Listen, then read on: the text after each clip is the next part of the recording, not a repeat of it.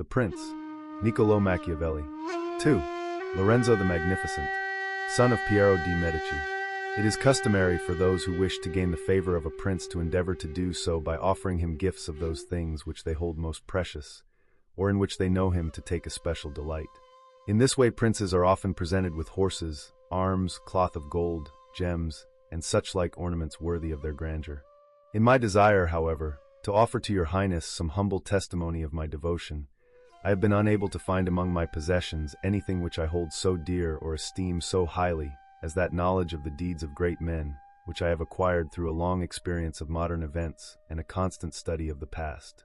The results of my long observations and reflections are recorded in the little volume which I now offer to your Highness, and although I deem this work unworthy of your Highness's notice, yet my confidence in your humanity assures me that you will accept it, knowing that it is not in my power to offer you a greater gift than that of enabling you to understand in the shortest possible time all those things which I have learnt through danger and suffering in the course of many years. I have not sought to adorn my work with long phrases or high-sounding words, or any of those allurements and ornaments with which many writers seek to embellish their books, as I desire no honor for my work, but such as its truth and the gravity of its subject may justly deserve. Nor will it, I trust, be deemed presumptuous on the part of a man of humble and obscure condition to attempt to discuss and criticize the government of princes. For in the same way that landscape painters station themselves in the valleys in order to draw mountains or elevated ground, and ascend an eminence in order to get a good view of the plains, so it is necessary to be a prince to be able to know thoroughly the nature of a people, and to know the nature of princes one must be one of the populace.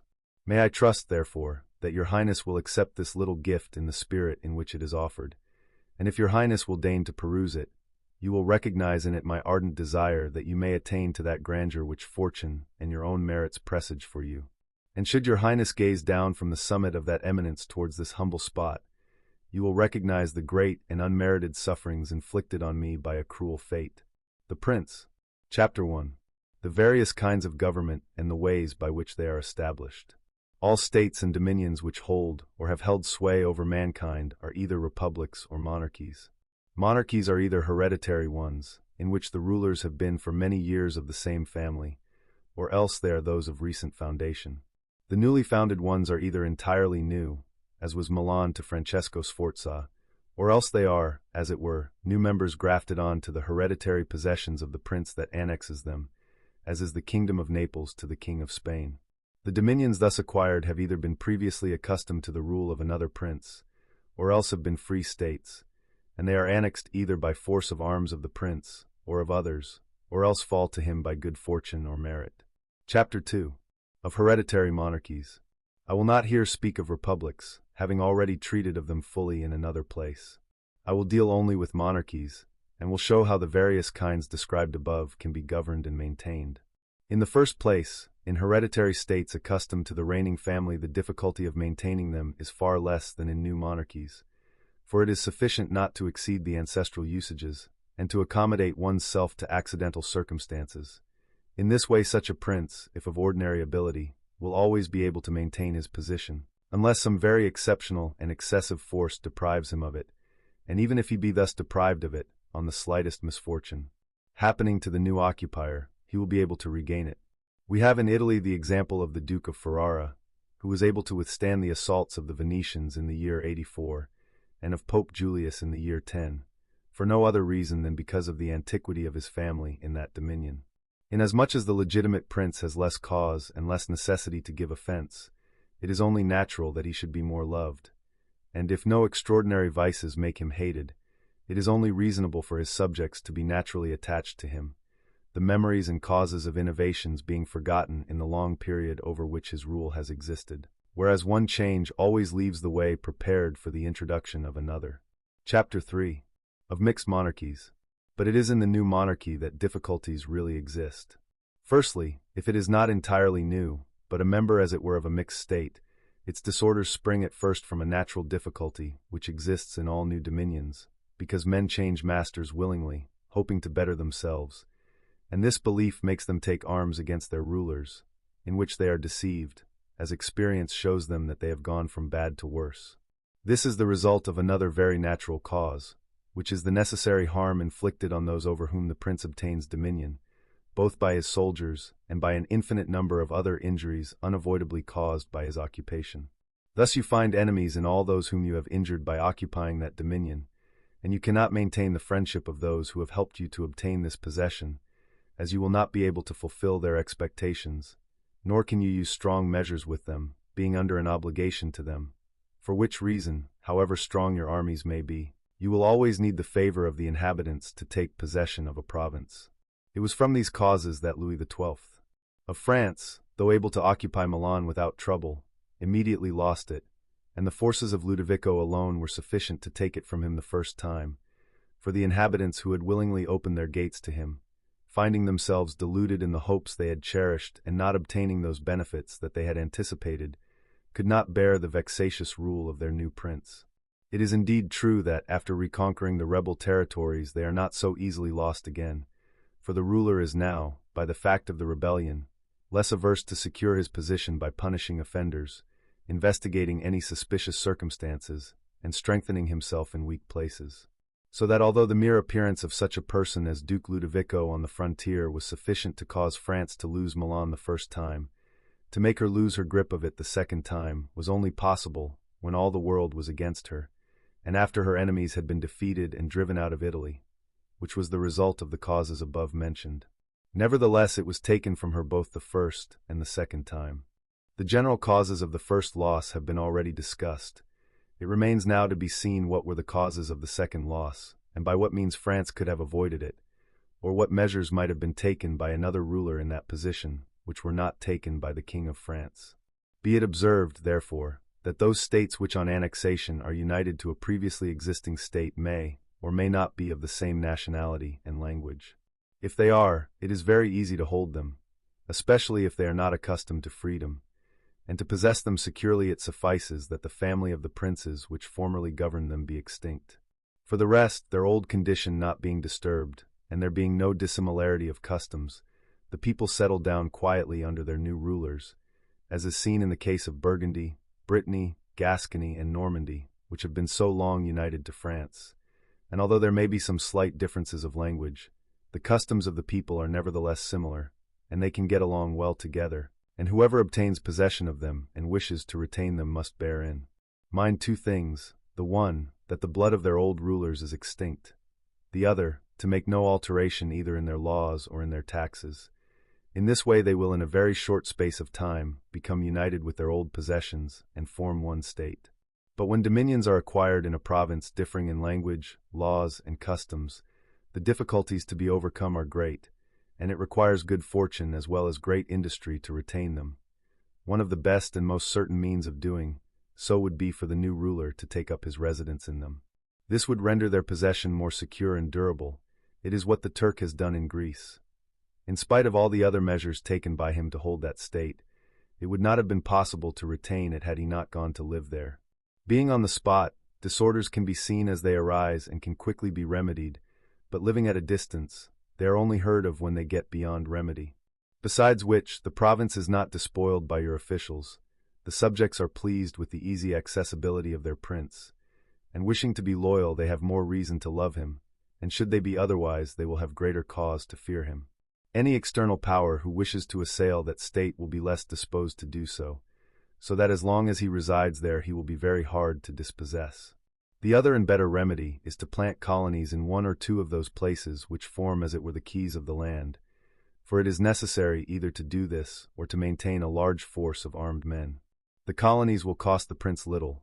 With little or no expense on his part, he can send and maintain them.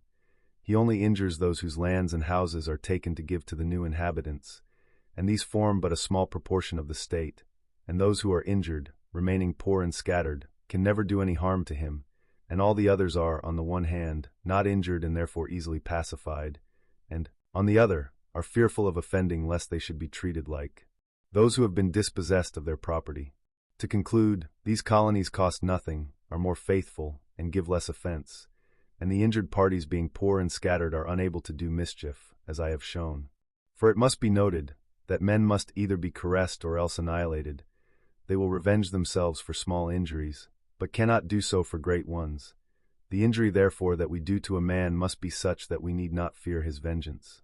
But by maintaining a garrison instead of colonists, one will spend much more, and consume in guarding it all the revenues of that state, so that the acquisition will result in a loss, besides giving much greater offense, since it injures every one in that state with the quartering of the army on it, which being an inconvenience felt *** by all, every one becomes an enemy, and these are enemies which can do mischief, as though beaten, they remain in their own homes.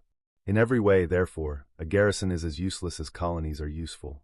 Further, the ruler of a foreign province, as described, should make himself the leader and defender of his less powerful neighbors, and endeavor to weaken the stronger ones, and take care that his possessions are not entered by some foreigner not less powerful than himself, who will always intervene at the request of those who are discontented either through ambition or fear, as was seen when the Aetoli invited the Romans into Greece. And in whatever province they entered, it was always at the request of the inhabitants. And the rule is that when a powerful foreigner enters a province, all the less powerful inhabitants become his adherents, moved by the envy they bear to those ruling over them. So much so that with regard to these minor potentates, he has no trouble whatever in winning them over, for they willingly join forces with the state that he has acquired.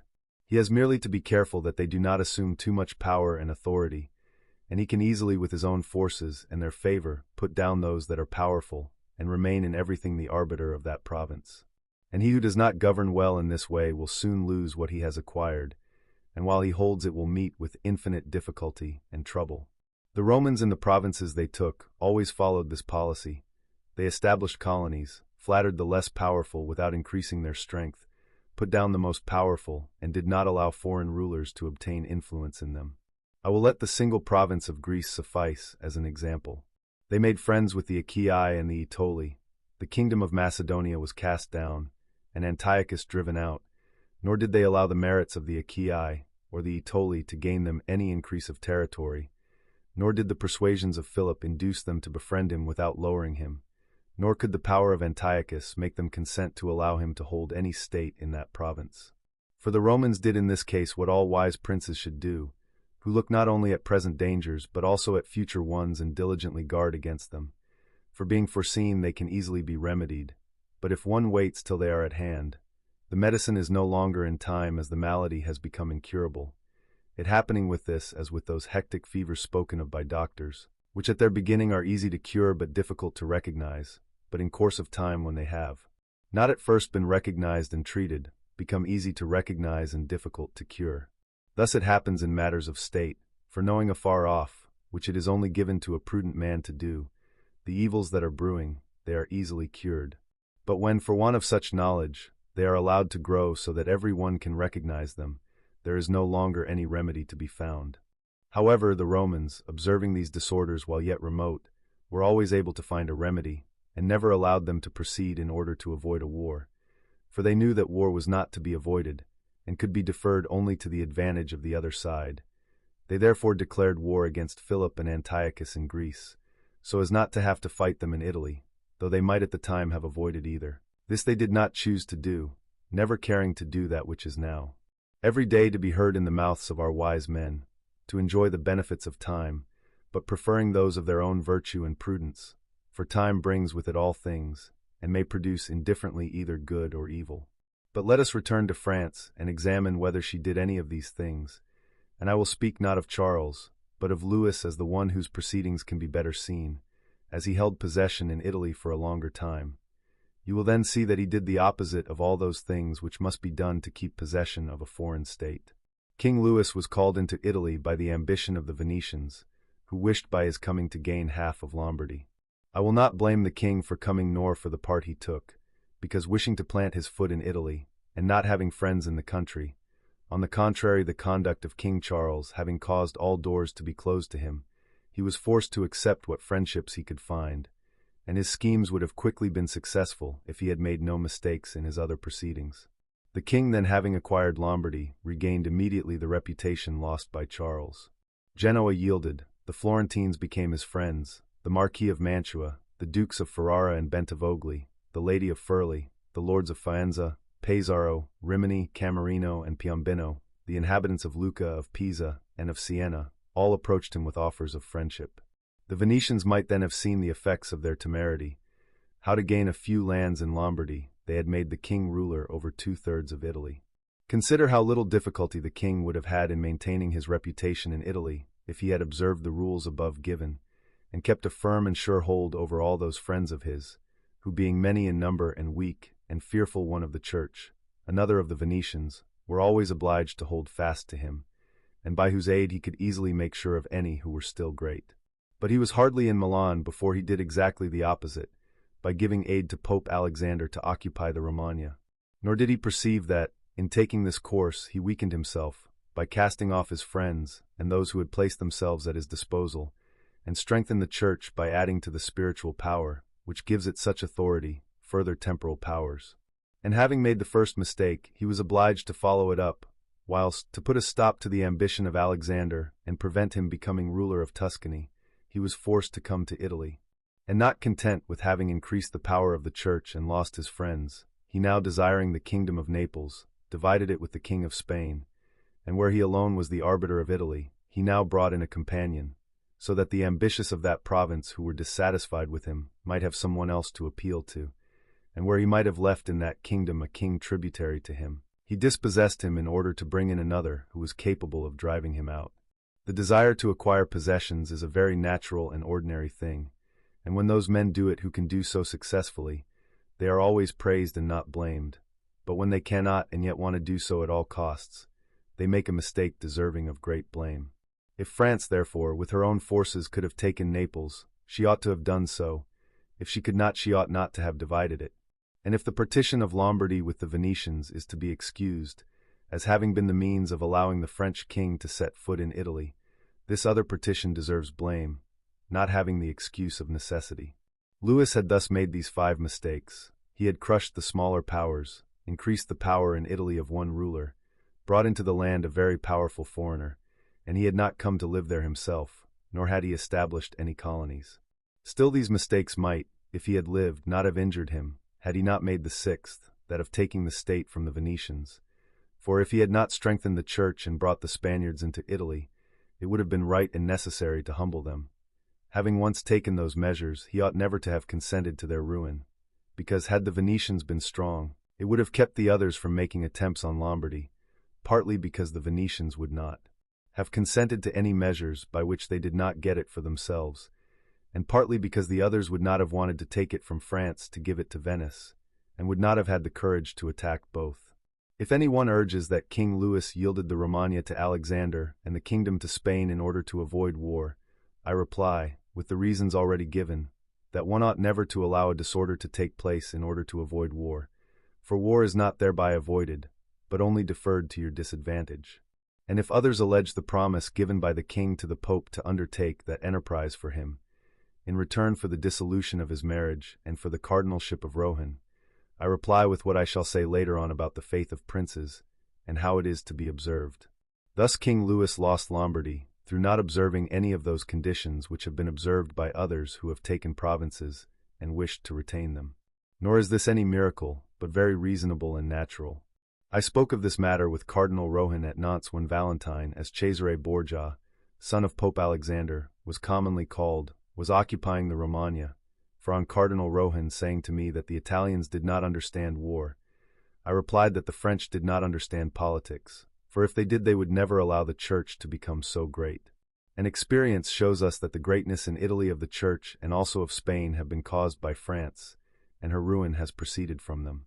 From which may be drawn a general rule, which never or very rarely fails, that whoever is the cause of another becoming powerful, is ruined himself. For that power is produced by him either through craft or force, and both of these are suspected by the one that has become powerful. Chapter 4. Why the kingdom of Darius, occupied by Alexander, did not rebel against the successors of the latter after his death. Considering the difficulties there are in holding a newly acquired state, some may wonder how it came to pass that Alexander the Great became master of Asia in a few years, and had hardly occupied it when he died, from which it might be supposed that the whole state would have rebelled. However, his successors maintained themselves in possession, and had no further difficulty in doing so than those which arose among themselves from their own ambitions. I reply that the kingdoms known to history have been governed in 2 ways. either by a prince and his servants, who as ministers by his grace and permission assist in governing the realm, or by a prince and by barons, who hold their positions not by favor of the ruler, but by antiquity of blood. Such barons have states and subjects of their own, who recognize them as their lords, and are naturally attached to them. In those states which are governed by a prince and his servants, the prince possesses more authority, because there is no one in the state regarded as a superior besides himself, and if others are obeyed it is merely as ministers and officials of the prince, and no one regards them with any special affection. Examples of these two kinds of government in our own time are the Turk and the King of France. All the Turkish monarchy is governed by one ruler, the others are his servants, and dividing his kingdom into sanjakates, he sends to them various administrators and changes or recalls them at his pleasure. But the King of France is surrounded by a large number of ancient nobles, recognized as such by their subjects and loved by them. They have their prerogatives, which the king cannot deprive them of without danger to himself. Whoever now considers these two states will see that it would be difficult to acquire the state of the Turk, but having conquered it, it would be very easy to hold it. The causes of the difficulty of occupying the Turkish kingdom are, that the invader could not be invited by princes of that kingdom, nor hope to facilitate his enterprise by the rebellion of those around him, as will be evident from reasons given above. Because, being all slaves and bound, it will be more difficult to corrupt them, and even if they were corrupted, little effect could be hoped for, as they would not be able to carry the people with them for the reasons mentioned. Therefore, whoever assaults the Turk must be prepared to meet his united forces, and must rely more on his own strength than on the disorders of others. But having once conquered him, and beaten him in battle, so that he can no longer raise armies, nothing else is to be feared except the family of the prince, and if this is extinguished, there is no longer any one to be feared, the others having no credit with the people. And as the victor before the victory could place no hope in them, so he need not fear them afterwards. The contrary is the case in kingdoms governed like that of France, because it is easy to enter them by winning over some baron of the kingdom, there being always some malcontents, and those desiring innovations. These can, for the reasons stated, open the way to you and facilitate victory, but afterwards, if you wish to keep possession, infinite difficulties arise, both from those who have aided you and from those you have oppressed. Nor is it sufficient to extinguish the family of the prince, for there remain those nobles who will make themselves the head of new changes, and being neither able to content them nor exterminate them, you will lose the state whenever an occasion arises. Now if you will consider what was the nature of the government of Darius, you will find it similar to the kingdom of the Turk, and therefore Alexander had first to completely overthrow it and seize the country, after which victory, Darius being dead, the state remained secure to Alexander, for the reasons discussed above. And his successors, had they remained united, might have enjoyed it in peace, nor did any tumults arise in the kingdom except those fomented by themselves. But it is impossible to possess with such ease countries constituted like France. Hence arose the frequent rebellions of Spain, France, and Greece against the Romans, owing to the numerous principalities which existed in those states. For as long as the memory of these lasted, the Romans were always uncertain of their possessions, but when the memory of these principalities had been extinguished they became, with the power and duration of the empire, secure possessions. And afterwards the latter could, when fighting among themselves, draw each one with him a portion of these provinces, according to the authority he had established there, and these provinces, when the family of their ancient princes was extinct, recognized no other rulers but the Romans. Considering these things, therefore, let no one be surprised at the facility with which Alexander could hold Asia, and at the difficulties that others have had in holding acquired possessions, like Pyrrhus and many others, as this was not caused by the greater or smaller ability of the conqueror, but depended on the dissimilarity of the conditions. Chapter 5. The way to govern cities or dominions that, previous to being occupied, lived under their own laws. When those states which have been acquired are accustomed to live at liberty under their own laws, there are three ways of holding them. The first is to ruin them. The second is to go and live there in person. The third is to allow them to live under their own laws, taking tribute of them, and creating there within the country a state composed of a few who will keep it friendly to you. Because this state, being created by the prince, knows that it cannot exist without his friendship and protection, and will do all it can to keep them, and a city used to liberty can be more easily held by means of its citizens than in any other way, if you wish to preserve it. There is the example of the Spartans and the Romans. The The Spartans held Athens and Thebes by creating within them a state of a few people. Nevertheless, they lost them. The Romans, in order to hold Capua, Carthage, and Numantia, destroyed them, but did not lose them. They wanted to hold Greece in almost the same way as the Spartans held it, leaving it free and under its own laws, but they did not succeed, so that they were compelled to destroy many cities in that province in order to keep it, because in truth there is no sure method of holding them except by ruining them. And whoever becomes the ruler of a free city and does not destroy it can expect to be destroyed by it, for it can always find a motive for rebellion in the name of liberty and of its ancient usages, which are forgotten neither by lapse of time nor by benefits received, and whatever one does or provides, so long as the inhabitants are not separated or dispersed, they do not forget that name and those usages, but appeal to them at once in every emergency, as did Pisa after being so many years held in servitude by the Florentines. But when cities or provinces have been accustomed to live under a prince, and the family of that prince is extinguished, being on the one hand used to obey, and on the other not having their old prince, they cannot unite in choosing one from among themselves, and they do not know how to live in freedom, so that they are slower to take arms, and a prince can win them over with greater facility and establish himself securely. But in republics there is greater life, greater hatred, and more desire for vengeance. They do not and cannot cast aside the memory of their ancient liberty, so that the surest way is either to destroy them or reside in them. Chapter 6. Of new dominions which have been acquired by one's own arms and powers.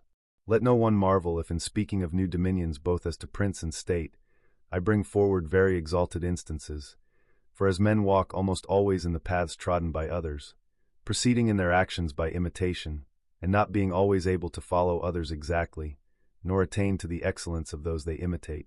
A prudent man should always follow in the path trodden by great men, and imitate those who are most excellent, so that if he does not attain to their greatness at any rate, he will get some tinge of it. He will do like prudent archers, who when the place they wish to hit is too far off, knowing how far their bow will carry, aim at a spot much higher than the one they wish to hit, not in order to reach this height with their arrow, but by help of this high aim to hit the spot they wish to. I say then that in new dominions, where there is a new prince, it is more or less easy to hold them according to the greater or lesser ability of him who acquires them. And as the fact of a private individual becoming a prince presupposes either great ability or good fortune, it would appear that either of these things would mitigate in part many difficulties. Nevertheless, those who have been wanting as regards good fortune have maintained themselves best. The matter is also facilitated by the prince being obliged to reside personally in his territory, having no others.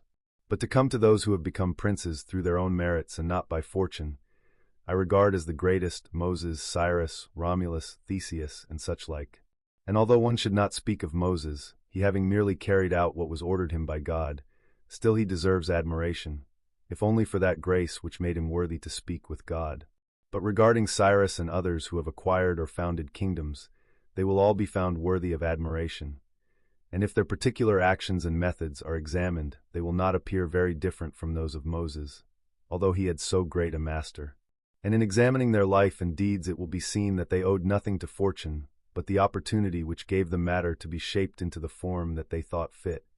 And without that opportunity their powers would have been wasted, and without their powers the opportunity would have come in vain.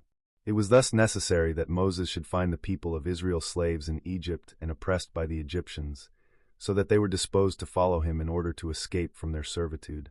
It was necessary that Romulus should be unable to remain in Alba, and should have been exposed at his birth, in order that he might become king of Rome and founder of that nation.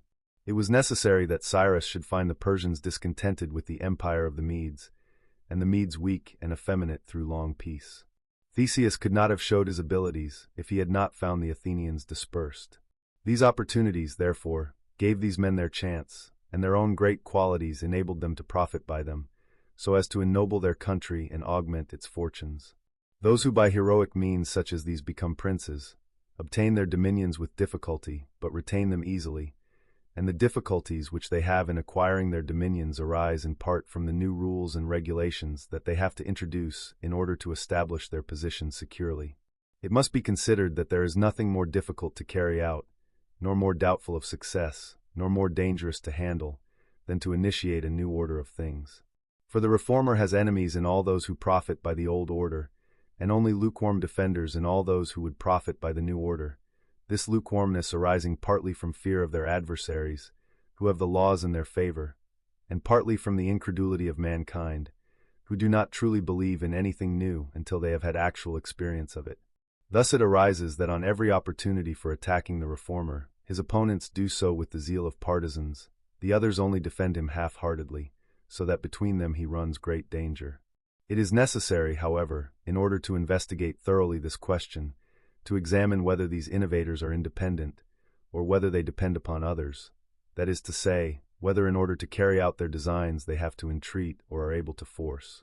In the first case they invariably succeed ill, and accomplish nothing, but when they can depend on their own strength, and are able to use force, they rarely fail.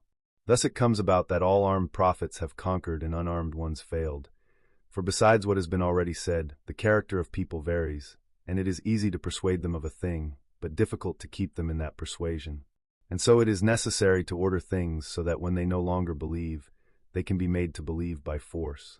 Moses, Cyrus, Theseus, and Romulus would not have been able to make their institutions observed for so long had they been disarmed, as happened in our own time to Fra Girolamo Savonarola, who failed entirely in his new rules when the multitude began to disbelieve in him, and he had no means of holding fast those who had believed nor of compelling the unbelievers to believe. Therefore such men as these have great difficulty in making their way, and all their dangers are met on the road, and must be overcome by their own abilities. But when once they have overcome them and have begun to be held in veneration, and have suppressed those who envied them, they remain powerful and secure, honored and happy. To the high examples given I will add a lesser one, which, however, is to be compared in some measure with them, and will serve as an instance of all such cases, that of Jeron of Syracuse, who from a private individual became Prince of Syracusa, without other aid from fortune beyond the opportunity. For the Syracusans being oppressed elected him as their captain, from which by merit he was made prince, while still in private life his virtues were such that it was written of him that he lacked nothing to reign but the kingdom.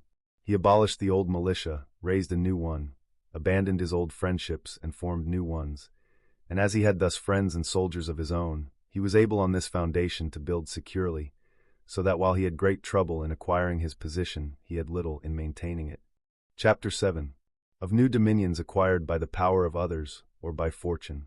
Those who rise from private citizens to be princes merely by fortune have little trouble in rising, but very much in maintaining their position. They meet with no difficulties on the way as they fly over them, but all their difficulties arise when they are established. Such are they who are granted a state either for money, or by favor of him who grants it, as happened to many in Greece, in the cities of Ionia and of the Hellespont, who were created princes by Darius in order to hold these places for his security and glory.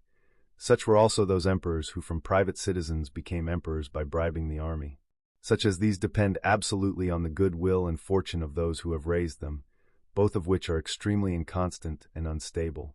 They neither know how to, nor are in a position to maintain their rank, for unless he be a man of great genius, it is not likely that one who has always lived in a private position should know how to command, and they are unable to command because they possess no forces which will be friendly and faithful to them.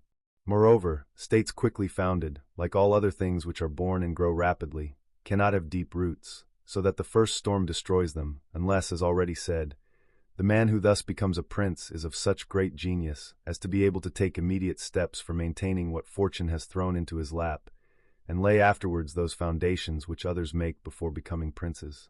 With regard to these two methods of becoming a prince, by ability or by good fortune, I will here adduce two examples which have taken place within our memory, those of Francesco Sforza and Cesare Borgia.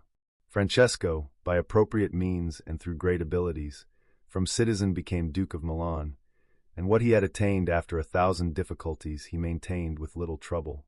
On the other hand, Cesare Borgia, commonly called Duke Valentine, acquired the state through the fortune of his father, and by the same means lost it, and that although every measure was adopted by him, and everything done that a prudent and capable man could do to establish himself firmly in that state that the arms and the favors of others had given him. For, as we have said, he who does not lay his foundations beforehand may by great abilities do so afterwards, although with great trouble to the architect and danger to the building.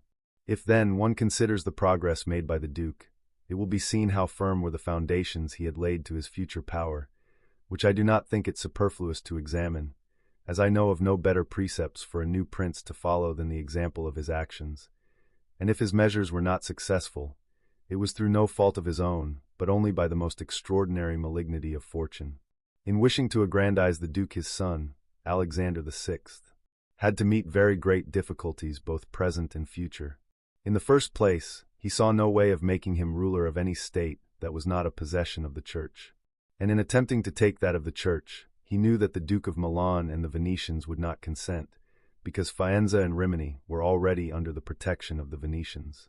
He saw, moreover, that the arms of Italy, especially of those who might have served him, were in the hands of those who would fear the greatness of the Pope, and therefore he could not depend upon them, being all under the Orsinis and Colonnas and their adherents. It was, therefore, necessary to disturb the existing condition and bring about disorders in the states of Italy in order to obtain secure mastery over a part of them. This was easy, for he found the Venetians, who, actuated by other motives, had invited the French into Italy, which he not only did not oppose, but facilitated by dissolving the marriage of King Louis. The king came thus into Italy with the aid of the Venetians and the consent of Alexander, and had hardly arrived at Milan before the Pope obtained troops from him for his enterprise in the Romagna, which he carried out by means of the reputation of the king. The Duke, having thus obtained the Romagna and defeated the Colonnas, was hindered in maintaining it and proceeding further by two things: the one his forces, of which he doubted the fidelity; the other the will of France, that is to say, he feared lest the arms of the Orsini of which he had availed himself should fail him, and not only hinder him in obtaining more, but take from him what he had already conquered, and he also feared that the king might do the same. He had evidence of this as regards the Orsini when, after taking Faenza, he assaulted Bologna and observed their backwardness in the assault. And as regards the king, he perceived his designs when, after taking the dukedom of Urbino, he attacked Tuscany, and the king made him desist from that enterprise, whereupon the duke decided to depend no longer on the fortunes and arms of others.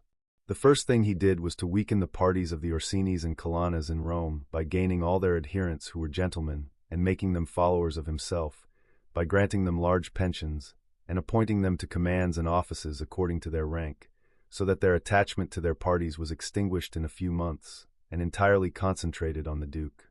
After this he awaited an opportunity for crushing the Orsinis, having dispersed the adherents of the Colonna family, and when the opportunity arrived he made good use of it. For the Orsini, seeing at length that the greatness of the Duke and of the Church meant their own ruin, convoked a diet at Magione in the Perugino. Hence sprang the rebellion of Urbino and the tumults in Romagna and infinite dangers to the Duke, who overcame them all with the help of the French, and having regained his reputation, neither trusting France nor other foreign forces in order not to have to oppose them, he had recourse to stratagem. He dissembled his aims so well that the Orsini, through the mediation of Signor Pavolo, made their peace with him, which the Duke spared no efforts to make secure, presenting them with robes, money, and horses, so that in their simplicity they were induced to come to Sinigaglia and fell into his hands. Having thus suppressed these leaders and made their partisans his friends, the Duke had laid a very good foundation to his power, having all the Romagna with the Duchy of Urbino, and having gained the favor of the inhabitants, who began to feel the benefit of his rule. And as this part is worthy of note and of imitation by others, I will not omit mention of it. When he took the Romagna, it had previously been governed by weak rulers, who had rather despoiled their subjects than governed them, and given them more cause for disunion than for union, so that the province was a prey to robbery, assaults, and every kind of disorder. He therefore judged it necessary to give them a good government in order to make them peaceful and obedient to his rule. For this purpose he appointed Messer Ramiro di Orco, a cruel and able man, to whom he gave the fullest authority. This man, in a short time, was highly successful in rendering the country orderly and united, whereupon the Duke, not deeming such excessive authority expedient, lest it should become hateful, appointed a civil court of justice in the middle of the province under an excellent president, to which each city appointed its own advocate. And as he knew that the harshness of the past had engendered some amount of hatred, in order to purge the minds of the people and to win them over completely, he resolved to show that if any cruelty had taken place it was not by his orders, but through the harsh disposition of his minister. And taking him on some pretext, he had him placed one morning in the public square at Cesena, cut in half, with a piece of wood and blood-stained knife by his side. The ferocity of this spectacle caused the people both satisfaction and amazement. But to return to where we left off. The Duke being now powerful and partly secured against present perils, being armed himself, and having in a great measure put down those neighboring forces which might injure him, had now to get the respect of France, if he wished to proceed with his acquisitions, for he knew that the king, who had lately discovered his error, would not give him any help.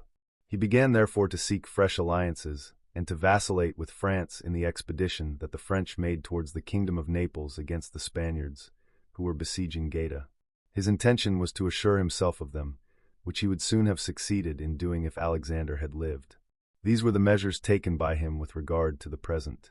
As to the future, he feared that a new successor to the church might not be friendly to him and might seek to deprive him of what Alexander had given him, and he sought to provide against this in 4 ways. Firstly, by destroying all who were of the blood of those ruling families which he had despoiled, in order to deprive the Pope of any opportunity. Secondly, by gaining the friendship of the Roman nobles, so that he might through them hold as it were the Pope in check. Thirdly, by obtaining as great a hold on the college as he could. Fourthly, by acquiring such power before the Pope died as to be able to resist alone the first onslaught. Of these 4 things he had at the death of Alexander accomplished 3, and the 4th he had almost accomplished. For of the dispossessed rulers he killed as many as he could lay hands on, and very few escaped. He had gained to his party the Roman nobles, and he had a great share in the college. As to new possessions, he designed to become Lord of Tuscany, and already possessed Perugia and Piombino, and had assumed the protectorate over Pisa. And as he had no longer to fear the French, for the French had been deprived of the kingdom of Naples by the Spaniards in such a way that both parties were obliged to buy his friendship, he seized Pisa. After this, Lucca and Siena at once yielded, partly through envy of the Florentines and partly through fear. The Florentines had no resources, so that, had he succeeded as he had done before, in the very year that Alexander died, he would have gained such strength and renown as to be able to maintain himself without depending on the fortunes or strength of others, but solely by his own power and ability. But Alexander died 5 years after he had first drawn his sword. He left him with the state of Romagna only firmly established, and all the other schemes in mid-air, between 2 very powerful and hostile armies, and suffering from a fatal illness. But the valor and ability of the Duke were such, and he knew so well how to win over men or vanquish them, and so strong were the foundations that he had laid in this short time, that if he had not had those 2 armies upon him, or else had been in good health, he would have survived every difficulty. And that his foundations were good is seen from the fact that the Romagna waited for him more than a month. In Rome, although half dead, he remained secure, and although the Baglioni, Vitelli, and Orsini entered Rome, they found no followers against him. He was able, if not to make Pope whom he wished, at any rate to prevent a Pope being created whom he did not wish. But if at the death of Alexander he had been well, everything would have been easy. And he told me on the day that Pope Julius II was created, that he had thought of everything which might happen on the death of his father, and provided against everything, except that he had never thought that at his father's death he would be dying himself. Reviewing thus all the actions of the Duke, I find nothing to blame. On the contrary, I feel bound, as I have done, to hold him up as an example to be imitated by all who by fortune and with the arms of others have risen to power. For with his great courage and high ambition, he could not have acted otherwise, and his designs were only frustrated by the short life of Alexander and his own illness. Whoever, therefore, deems it necessary in his new principality to secure himself against enemies, to gain friends, to conquer by force or fraud, to make himself beloved and feared by the people, followed and reverenced by the soldiers, to destroy those who can and may injure him, introduce innovations into old customs, to be severe and kind, magnanimous and liberal, suppress the old militia, create a new one, maintain the friendship of kings and princes in such a way that they are glad to benefit him and fear to injure him. Such a one can find no better example than the actions of this man. The only thing he can be accused of is that in the creation of Julius II, he made a bad choice, for as has been said, not being able to choose his own pope, he could still prevent any one being made pope, and he ought never to have permitted any of those cardinals to be raised to the papacy whom he had injured, or who when pope would stand in fear of him. For men commit injuries either through fear or through hate. Those whom he had injured were, among others, San Pietro ad Vincula, Colonna, San Giorgio, and Ascanio. All the others, if assumed to the pontificate, would have had to fear him except Rohan and the Spaniards, the latter through their relationship and obligations to him, the former from his great power, being related to the King of France. For these reasons the Duke ought above all things to have created a Spaniard pope, and if unable to, then he should have consented to Rohan being appointed, and not San Pietro ad Vincula. And whoever thinks that in high personages new benefits cause old offences to be forgotten, makes a great mistake. The Duke, therefore, erred in this choice, and it was the cause of his ultimate ruin. Chapter 8. Of those who have attained the position of prince by villainy. But as there are still two ways of becoming prince which cannot be attributed entirely either to fortune or to ability, they must not be passed over, although one of them could be more fully discussed if we were treating of republics. These are when one becomes prince by some nefarious or villainous means, or when a private citizen becomes the prince of his country through the favor of his fellow citizens. And in speaking of the former means, I will give two examples, one ancient, the other modern, without entering further into the merits of this method, as I judge them to be sufficient for any one obliged to imitate them. Agathocles the Sicilian rose not only from private life, but from the lowest and most abject position to be king of Syracuse. The son of a potter, he led a life of the utmost wickedness through all the stages of his fortune. Nevertheless, his wickedness was accompanied by such vigor of mind and body that, having joined the militia, he rose through all its grades to be praetor of Syracuse. Having been appointed to this position, and having decided to become prince, and to hold with violence and without the support of others that which had been granted him, and having imparted his design to Hamilcar the Carthaginian, who with his armies was fighting in Sicily, he called together one morning the people and senate of Syracuse, as if he had to deliberate on matters of importance to the republic, and at a given signal had all the senators and the richest men of the people killed by his soldiers. After their death he occupied and held rule over the city without any civil disorders. And although he was twice beaten by the Carthaginians and ultimately besieged, he was able not only to defend the city, but leaving a portion of his forces for its defense, with the remainder he invaded Africa, and in a short time liberated Syracuse from the siege, and brought the Carthaginians to great extremities, so that they were obliged to come to terms with him, and remain contented with the possession of Africa, leaving Sicily to Agathocles. Whoever considers, therefore, the actions and qualities of this man, will see few if any things which can be attributed to fortune. For as above stated, it was not by the favor of any person, but through the grades of the militia, which he had gained with 1,000 hardships and perils, that he arrived at the position of prince, which he afterwards maintained by so many courageous and perilous expedients. It cannot be called a virtue to kill one's fellow citizens, betray one's friends, be without faith, without pity, and without religion, by which methods one may indeed gain an empire, but not glory. For if the virtues of Agathocles in braving and overcoming perils, and his greatness of soul in supporting and surmounting obstacles be considered, one sees no reason for holding him inferior to any of the most renowned captains. Nevertheless, his barbarous cruelty and inhumanity, together with his countless atrocities, do not permit of his being named among the most famous men. We cannot attribute to fortune or merit that which he achieved without either. In our own times, during the reign of Alexander VI, Oliverado du Fermo had been left a young boy under the care of his maternal uncle, Giovanni Fogliani, who brought him up and sent him in early youth to fight under Paolo Vitelli, in order that he might, under that discipline, obtain a good military position. On the death of Paolo he fought under his brother Vitellozzo, and in a very short time, being of great intelligence and active in mind and body, he became one of the leaders of his troops. But deeming it servile to be under others, he resolved, with the help of some citizens of Fermo, who preferred servitude to the liberty of their country, and with the favor of the Vitellis, to occupy Fermo. He therefore wrote to Giovanni Fogliani how, having been for many years away from home, he wished to come to see him and his city, and in some measure to revisit his estates.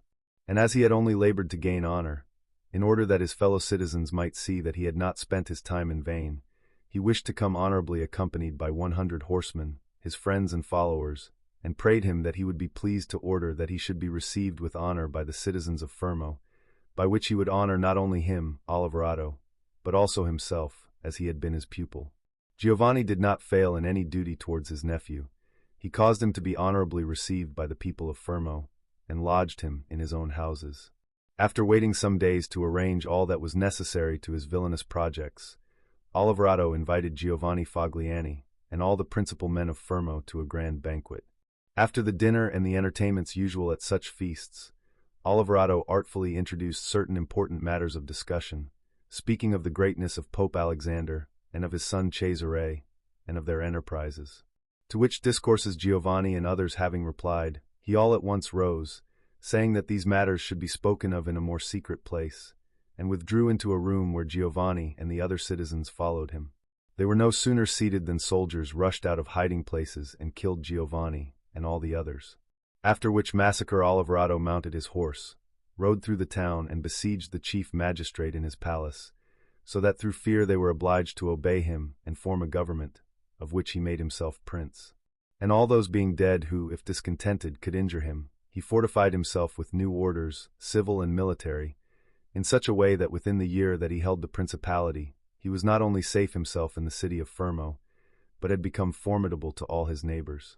And his overthrow would have been difficult, like that of Agathocles, if he had not allowed himself to be deceived by Cesare Borgia, when he besieged the Orsinis and Vitellis at Sinigaglia, as already related, where he also was taken, 1 year after the parricide he had committed, and strangled, together with Vitellozzo, who had been his teacher in ability and atrocity.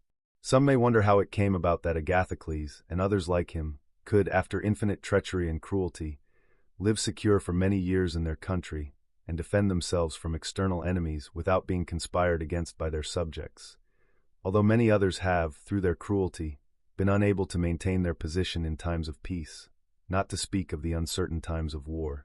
I believe this arises from the cruelties being used well or badly. Well-used may be called those, if it is permissible to use the word well of evil, which are committed once for the need of securing one's self, and which afterwards are not persisted in, but are exchanged for measures as useful to the subjects as possible. Cruelties ill-used are those which, although at first few, increase rather than diminish with time. Those who follow the former method may remedy in some measure their condition, both with God and man, as did Agathocles. As to the others, it is impossible for them to maintain themselves. Whence it is to be noted, that in taking a state the conqueror must arrange to commit all his cruelties at once, so as not to have to recur to them every day, and so as to be able, by not making fresh changes, to reassure people and win them over by benefiting them. Whoever acts otherwise, either through timidity or bad counsels, is always obliged to stand with knife in hand, and can never depend on his subjects, because they, through continually fresh injuries, are unable to depend upon him. For injuries should be done all together, so that being less tasted, they will give less offense.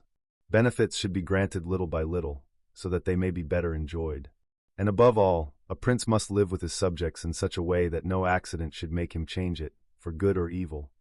For necessity arising in adverse times, you are not in time with severity, and the good that you do does not profit you, as it is judged to be forced, and you will derive no benefit whatever from it. Chapter 9. Of the Civic Principality.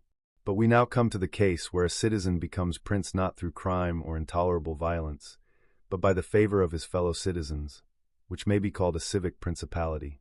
To arrive at this position depends not entirely on worth or entirely on fortune, but rather on cunning assisted by fortune. One attains it by help of popular favor or by the favor of the aristocracy. For in every city these two opposite parties are to be found, arising from the desire of the populace to avoid the oppression of the great, and the desire of the great to command and oppress the people. And from these two opposing interests arises in the city one of three effects, either absolute government, liberty, or license. The former is created either by the populace or the nobility, depending on the relative opportunities of the two parties. For when the nobility see that they are unable to resist the people, they unite in creating one of their number prince, so as to be able to carry out their own designs under the shadow of his authority. The populace, on the other hand, when unable to resist the nobility, endeavor to create a prince in order to be protected by his authority. He who becomes prince by help of the nobility has greater difficulty in maintaining his power than he who is raised by the populace, for he is surrounded by those who think themselves his equals, and is thus unable to direct or command as he pleases. But one who is raised to the leadership by popular favor finds himself alone, and has no one or very few who are not ready to obey him. Besides which, it is impossible to satisfy the nobility by fair dealing and without inflicting injury on others, whereas it is very easy to satisfy the mass of the people in this way. For the aim of the people is more honest than that of the nobility, the latter desiring to oppress, and the former merely to avoid oppression. It must also be added that the prince can never insure himself against a hostile populace on account of their number, but he can against the hostility of the great, as they are but few. The worst that a prince has to expect from a hostile people is to be abandoned, but from hostile nobles he has to fear not only abandonment but their active opposition, and as they are more far-seeing and more cunning, they are always in time to save themselves and take sides with the one who they expect will conquer. The prince is, moreover, obliged to live always with the same people, but he can easily do without the same nobility, being able to make and unmake them at any time, and increase their position or deprive them of it as he pleases. And to throw further light on this part, I would say that the nobles are to be considered in two different manners. That is, they are either to be ruled so as to make them entirely depend on your fortunes, or else not. Those that are thus bound to you and are not rapacious must be honored and loved. Those who are not bound must be considered in two ways. They either do this through pusillanimity and natural want of courage, and in this case you ought to make use of them, and especially such as are of good counsel, so that they may honor you in prosperity, and in adversity you have not to fear them. But when they are not bound to you of set purpose and for ambitious ends, it is a sign that they think more of themselves than of you. And from such men the prince must guard himself and look upon them as secret enemies, who will help to ruin him when in adversity. One, however, who becomes prince by favor of the populace, must maintain its friendship, which he will find easy, the people asking nothing but not to be oppressed. But one who against the people's wishes becomes prince by favor of the nobles, should above all endeavor to gain the favor of the people. This will be easy to him if he protects them.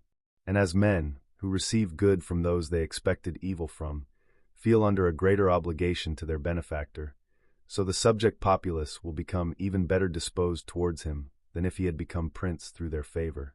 The prince can win their favor in many ways, which vary according to circumstances, for which no certain rule can be given, and will therefore be passed over. I will only say, in conclusion, that it is necessary for a prince to possess the friendship of the people, otherwise he has no resource in times of adversity. Nabis, prince of the Spartans, sustained a siege by the whole of Greece and a victorious Roman army, and defended against them his country and maintained his own position. It sufficed when the danger arose for him to make sure of a few, which would not have been enough if the populace had been hostile to him. And let no one oppose my opinion in this by quoting the trite proverb, "He who builds on the people, builds on mud," because that is true when a private citizen relies upon the people and persuades himself that they will liberate him if he is oppressed by enemies or by the magistrates. In this case he might often find himself deceived, as happened in Rome to the Gracchi and in Florence to Messer Giorgio Scali. But when it is a prince who founds himself on this basis, one who can command and is a man of courage, and does not get frightened in adversity, and does not neglect other preparations, and one who by his own courage and measures animates the mass of the people, he will not find himself deceived by them, and he will find that he has laid his foundations well. Usually these principalities are in danger when the prince from the position of a civil ruler changes to an absolute one, for these princes either command themselves or by means of magistrates. In the latter case their position is weaker and more dangerous, for they are at the mercy of those citizens who are appointed magistrates, who can, especially in times of adversity, with great facility deprive them of their position, either by acting against them or by not obeying them. The prince is not in time, in such dangers, to assume absolute authority, for the citizens and subjects who are accustomed to take their orders from the magistrates are not ready in these emergencies to obey his, and he will always in doubtful times lack men whom he can rely on. Such a prince cannot base himself on what he sees in quiet times, when the citizens have need of the state, for then every one is full of promises, and each one is ready to die for him when death is far off. But in adversity, when the state has need of citizens, then he will find but few. And this experience is the more dangerous, in that it can only be had once. Therefore a wise prince will seek means by which his subjects will always and in every possible condition of things have need of his government, and then they will always be faithful to him. Chapter 10. How the strength of all states should be measured. In examining the character of these principalities, it is necessary to consider another point, namely, whether the prince has such a position as to be able in case of need to maintain himself alone, or whether he has always need of the protection of others. The better to explain this I would say, that I consider those capable of maintaining themselves alone who can, through abundance of men or money, put together a sufficient army, and hold the field against anyone who assails them, and I consider to have need of others, those who cannot take the field against their enemies, but are obliged to take refuge within their walls and stand on the defensive. We have already discussed the former case, and will speak in future of it as occasion arises. In the second case, there is nothing to be said except to encourage such a prince to provision and fortify his own town, and not to trouble about the country. And whoever has strongly fortified his town and, as regards the government of his subjects, has proceeded as we have already described and will further relate, will be attacked with great reluctance, for men are always averse to enterprises in which they foresee difficulties, and it can never appear easy to attack one who has his town well guarded and is not hated by the people. The cities of Germany are extremely liberal, have little surrounding country, and obey the emperor when they choose, and they do not fear him or any other potentate that they have about them. They are fortified in such a manner that every one thinks that to reduce them would be tedious and difficult, for they all have the necessary moats and bastions, sufficient artillery, and always keep in the public storehouses food and drink and fuel for 1 year. Beyond which, to keep the lower classes satisfied, and without loss to the public, they have always enough means to give them work for 1 year in these employments which form the nerve and life of the town, and in the industries by which the lower classes live. Military exercises are still held in reputation, and many regulations are in force for maintaining them. A prince, therefore, who possesses a strong city and does not make himself hated, cannot be assaulted, and if he were to be so, the assailant would be obliged to retire shamefully. For so many things change, that it is almost impossible for any one to hold the field for a year with his armies idle. And to those who urge that the people, having their possessions outside and seeing them burnt, will not have patience, and the long siege and self-interest will make them forget their prince, I reply that a powerful and courageous prince will always overcome those difficulties by now raising the hopes of his subjects that the evils will not last long, now impressing them with fear of the enemy's cruelty, now by dexterously assuring himself of those who appear too bold. Besides which, the enemy would naturally burn and ruin the country on first arriving, and in the time when men's minds are still hot and eager to defend themselves, and therefore the prince has still less to fear. For after some days, when people have cooled down, the damage is done, the evil has been suffered, and there is no remedy, so that they are the more ready to unite with their prince, as it appears that he is under an obligation to them, their houses having been burnt and their possessions ruined in his defense. It is the nature of men to be as much bound by the benefits that they confer as by those they receive. From which it follows that, everything considered, a prudent prince will not find it difficult to uphold the courage of his subjects both at the commencement and during a state of siege, if he possesses provisions and means to defend himself. Chapter 11. Of Ecclesiastical Principalities. It now remains to us only to speak of ecclesiastical principalities, with regard to which the difficulties lie wholly before they are possessed. They are acquired either by ability or by fortune, but are maintained without either, for they are sustained by the ancient religious customs, which are so powerful and of such quality, that they keep their princes in power in whatever manner they proceed and live. These alone have a state without defending it, have subjects without governing them, and the states, not being defended, are not taken from them. The subjects not being governed do not disturb themselves, and neither think of nor are capable of alienating themselves from them. Only these principalities, therefore, are secure and happy. But as they are upheld by higher causes, which the human mind cannot attain to, I will abstain from speaking of them, for being exalted and maintained by God, it would be the work of a presumptuous and foolish man to discuss them. However, I might be asked how it has come about that the Church has reached such great temporal power, when previous to Alexander VI, the Italian potentates, and not merely the really powerful ones, but every lord or baron, however insignificant, held it in slight esteem as regards temporal power, whereas now it is dreaded by a king of France, whom it has been able to drive out of Italy, and has also been able to ruin the Venetians. Therefore, although this is well known, I do not think it superfluous to call it to mind. Before Charles, King of France, came into Italy, this country was under the rule of the Pope, the Venetians, the King of Naples, the Duke of Milan, and the Florentines. These potentates had to have two chief cares. One, that no foreigner should enter Italy by force of arms, the other that none of the existing governments should extend its dominions. Those chiefly to be watched were the Pope and the Venetians. To keep back the Venetians required the ruin of all the others, as in the defense of Ferrara, and to keep down the Pope they made use of the Roman barons. These were divided into two factions, the Orsinis and the Colonnas, and as there was constant quarreling between them, and they were constantly under arms, before the eyes of the Pope, they kept the papacy weak and infirm. And although there arose now and then a resolute pope like Sextus, yet his fortune or ability was never able to liberate him from these evils. The shortness of their life was the reason of this, for in the course of 10 years which, as a general rule, a pope lived, he had great difficulty in suppressing even one of the factions, and if, for example, a pope had almost put down the Colonnas, a new pope would succeed who was hostile to the Orsinis, which caused the Colonnas to spring up again, and he was not in time to suppress them. This caused the temporal power of the pope to be of little esteem in Italy.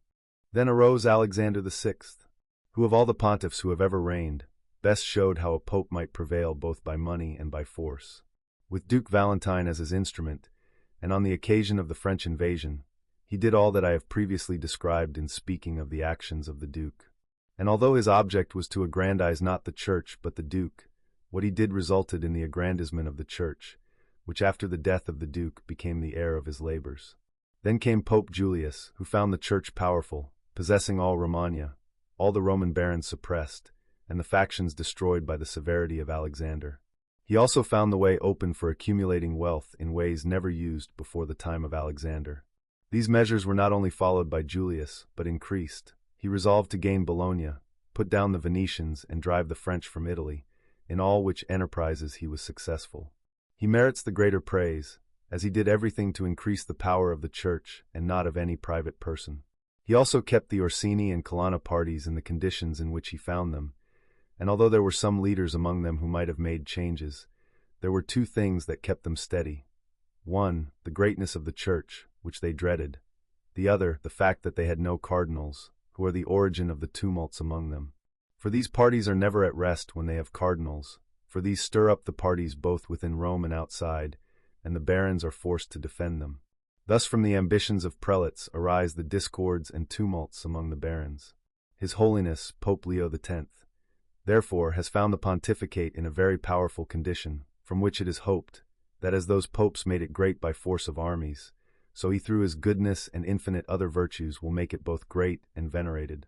Chapter 12. The different kinds of militia and mercenary soldiers.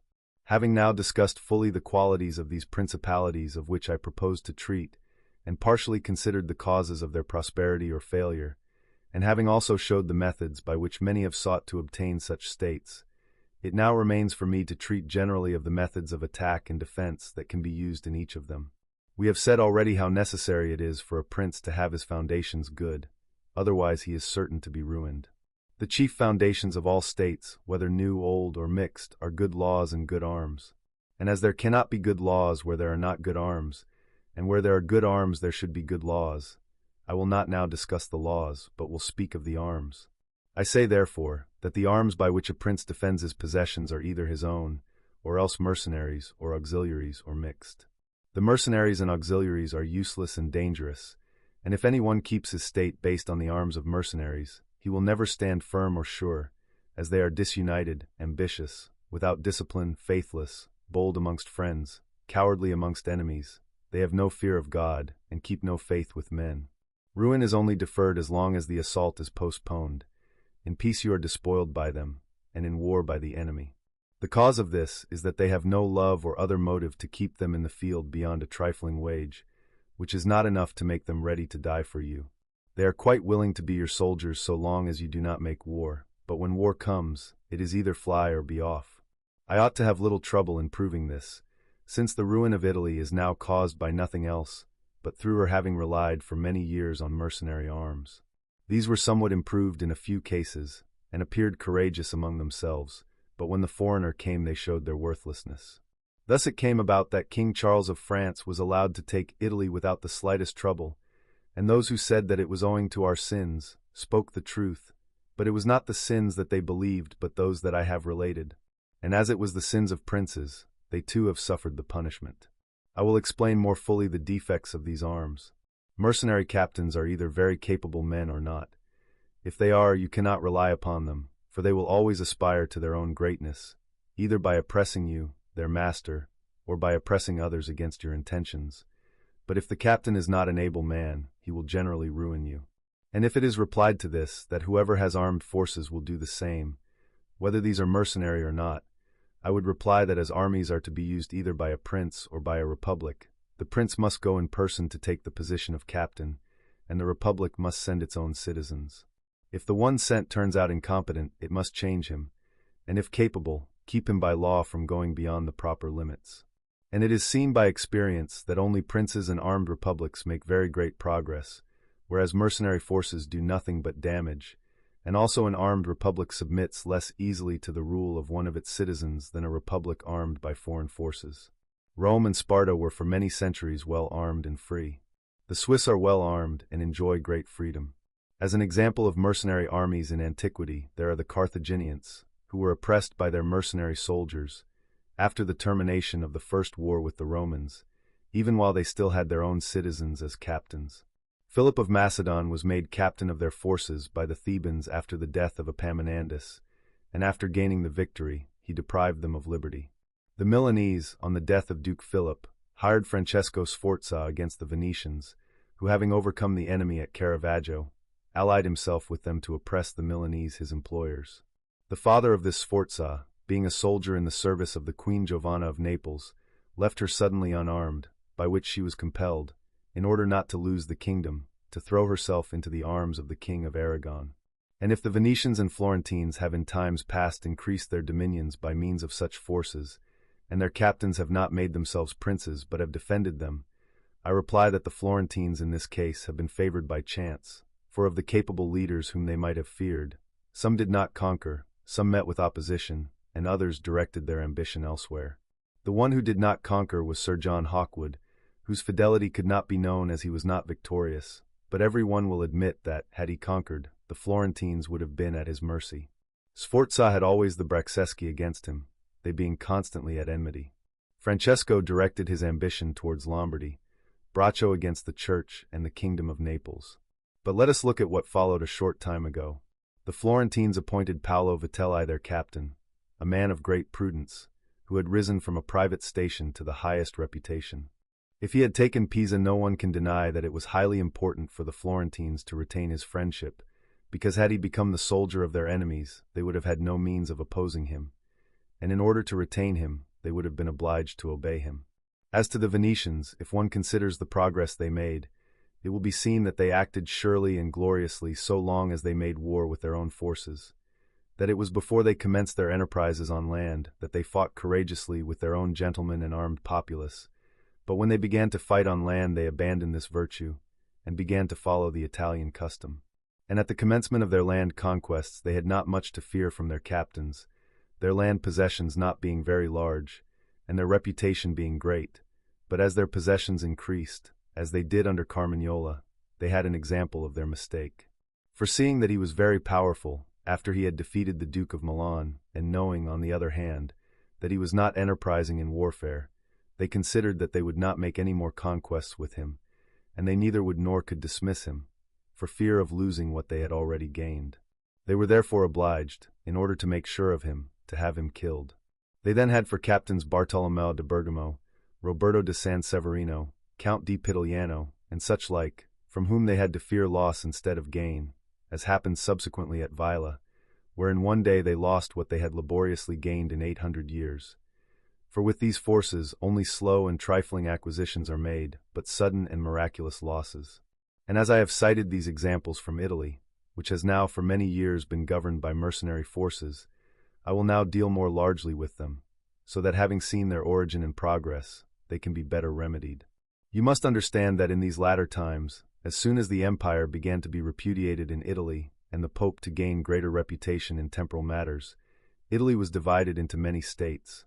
Many of the principal cities took up arms against their nobles, who, favored by the emperor, had held them in subjection, and the Church encouraged this in order to increase its temporal power. In many other cities, one of the inhabitants became prince.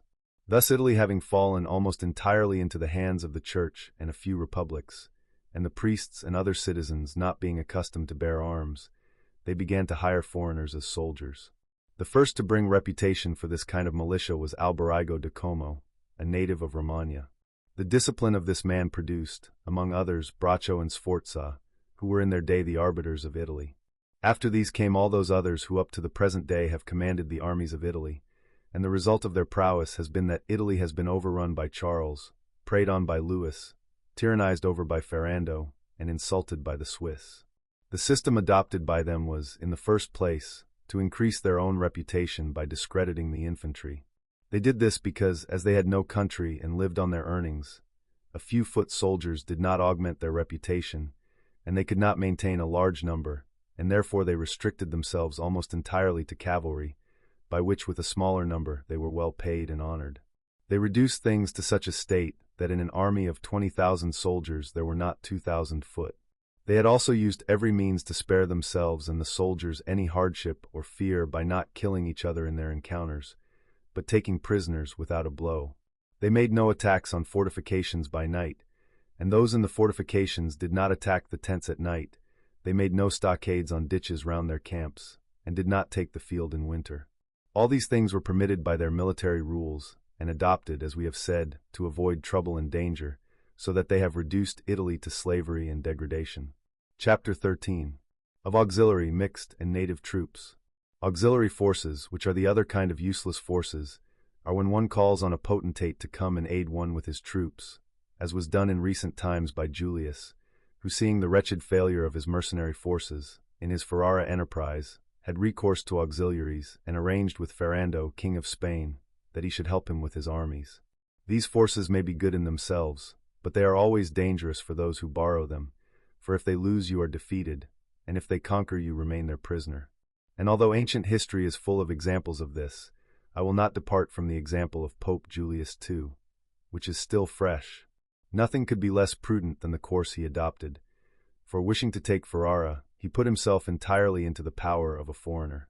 But by good fortune there arose a third cause which prevented him reaping the effects of his bad choice. For when his auxiliaries were beaten at Ravenna, the Swiss rose up and drove back the victors, against all expectation of himself or others, so that he was not taken prisoner by the enemy which had fled, nor by his own auxiliaries, having conquered by other arms than theirs. The Florentines, being totally disarmed, hired 10,000 Frenchmen to attack Pisa, by which measure they ran greater risk than at any period of their struggles. The Emperor of Constantinople, to oppose his neighbors, put 10,000 Turks into Greece, who after the war would not go away again, which was the beginning of the servitude of Greece to the infidels. Any one, therefore, who wishes not to conquer, would do well to use these forces, which are much more dangerous than mercenaries, as with them ruin is complete, for they are all united, and owe obedience to others, whereas with mercenaries, when they have conquered, it requires more time and a good opportunity for them to injure you, as they do not form a single body and have been engaged and paid by you. Therefore a third party that you have made leader cannot at once acquire enough authority to be able to injure you. In a word, the greatest dangers with mercenaries lies in their cowardice and reluctance to fight, but with auxiliaries the danger lies in their courage. A wise prince, therefore, always avoids these forces and has recourse to his own, and would prefer rather to lose with his own men than conquer with the forces of others, not deeming it a true victory which is gained by foreign arms. I never hesitate to cite the example of Cesare Borgia and his actions. This duke entered Romagna with auxiliary troops, leading forces composed entirely of French soldiers, and with these he took Imola and Forli. But as they seemed unsafe, he had recourse to mercenaries and hired the Orsini and Vitelli. Afterwards, finding these uncertain to handle, unfaithful and dangerous, he suppressed them and relied upon his own men. And the difference between these forces can be easily seen if one considers the difference between the reputation of the Duke when he had only the French, when he had the Orsini and Vitelli, and when he had to rely on himself and his own soldiers. His reputation will be found to have constantly increased, and he was never so highly esteemed as when everyone saw that he was the sole master of his forces.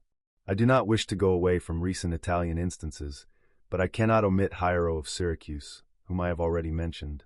This man being, as I said, made head of the army by the Syracusans, immediately recognized the uselessness of that mercenary militia which was composed like our Italian mercenary troops, and as he thought it unsafe either to retain them or dismiss them, he had them cut in pieces and thenceforward made war with his own arms and not those of others. I would also call to mind a figure out of the Old Testament which well illustrates this point. When David offered to Saul to go and fight with the Philistine champion Goliath, Saul, to encourage him, armed him with his own arms, which when David had tried on he refused, saying that with them he could not fight so well. He preferred, therefore, to face the enemy with his own sling and knife. In short, the arms of others either fall away from you, or overburden you, or else impede you. Charles VIII, father of King Louis XL, having through good fortune and bravery liberated France from the English, recognized this necessity of being armed with his own forces, and established in his kingdom a system of men-at-arms and infantry. Afterwards King Louis his son abolished the infantry, and began to hire Swiss, which mistake being followed by others is, as may now be seen, a cause of danger to that kingdom. For by giving such reputation to the Swiss, France has disheartened all her own troops, the infantry having been abolished, and the men-at-arms being obliged to foreigners for assistance. For being accustomed to fight with Swiss troops, they think they cannot conquer without them. Whence it comes that the French are insufficiently strong to oppose the Swiss, and without the aid of the Swiss they will not venture against others. The armies of the French are thus of a mixed kind, partly mercenary and partly her own.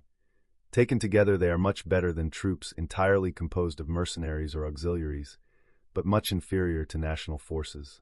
Chapter 14. What the duties of a prince are with regard to the militia. A prince should therefore have no other aim or thought, nor take up any other thing for his study, but war and its order and discipline, for that is the only art that is necessary to one who commands, and it is of such virtue that it not only maintains those who are born princes, but often enables men of private fortune to attain to that rank. And one sees, on the other hand, that when princes think more of luxury than of arms, they lose their state. The chief cause which makes any one lose it is the contempt of this art, and the way to acquire it is to be well versed in the same. Francesco Sforza, through being well armed, became, from a private position, Duke of Milan. His sons, through wishing to avoid the fatigue and hardship of war, from dukes became private persons. For among other evils caused by being disarmed, it renders you contemptible, which is one of those disgraceful things which a prince must guard against, as will be explained later. Because there is no comparison whatever between an armed man and a disarmed one, it is not reasonable to suppose that one who is armed will obey willingly one who is unarmed, or that any unarmed man will remain safe among armed servants. For one being disdainful and the other suspicious, it is not possible for them to act well together. And yet a prince who is ignorant of military matters, besides the other misfortunes already mentioned, cannot be esteemed by his soldiers, nor have confidence in them. He ought, therefore, never to let his thoughts stray from the exercise of war, and in peace he ought to practice it more than in war, which he can do in two ways, both by action and by study. As to action, he must, besides keeping his men well disciplined and exercised, engage continually in hunting, and thus accustom his body to hardships, and on the other hand learn the nature of the land, how the mountains rise, how the valleys are disposed, where the plains lie, and understand the nature of the rivers and swamps, and to this he should devote great attention. This knowledge is useful in two ways. In the first place, one learns to know one's country, and can the better see how to defend it. Then by means of the knowledge and experience gained in one locality, one can easily understand any other that it may be necessary to venture on, for the hills and valleys, plains and rivers of Tuscany, for instance, have a certain resemblance to those of other provinces, so that from a knowledge of the country in one province one can easily arrive at a knowledge of others. And that prince who is lacking in this skill is wanting in the first essentials of a leader, for it is this which teaches how to find the enemy, take up quarters, lead armies, arrange marches and occupy positions with advantage. Philopoemen, prince of the Achaea, among other praises bestowed on him by writers, is lauded because in times of peace he thought of nothing but the methods of warfare, and when he was in the country with his friends, he often stopped and asked them, "If the enemy were on that hill, and we found ourselves here with our army, which of us would have the advantage?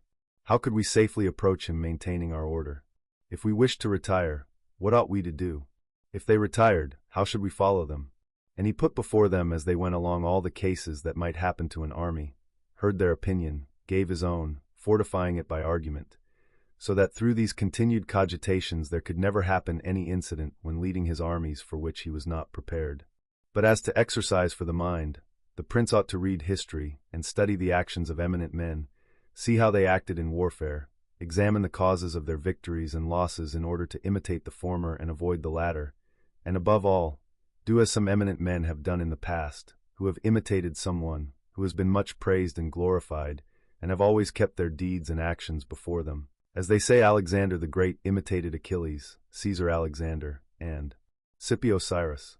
And whoever reads the life of Cyrus written by Xenophon will perceive in the life of Scipio how gloriously he imitated him, and how, in chastity, affability, humanity, and liberality Scipio conformed to those qualities of Cyrus described by Xenophon.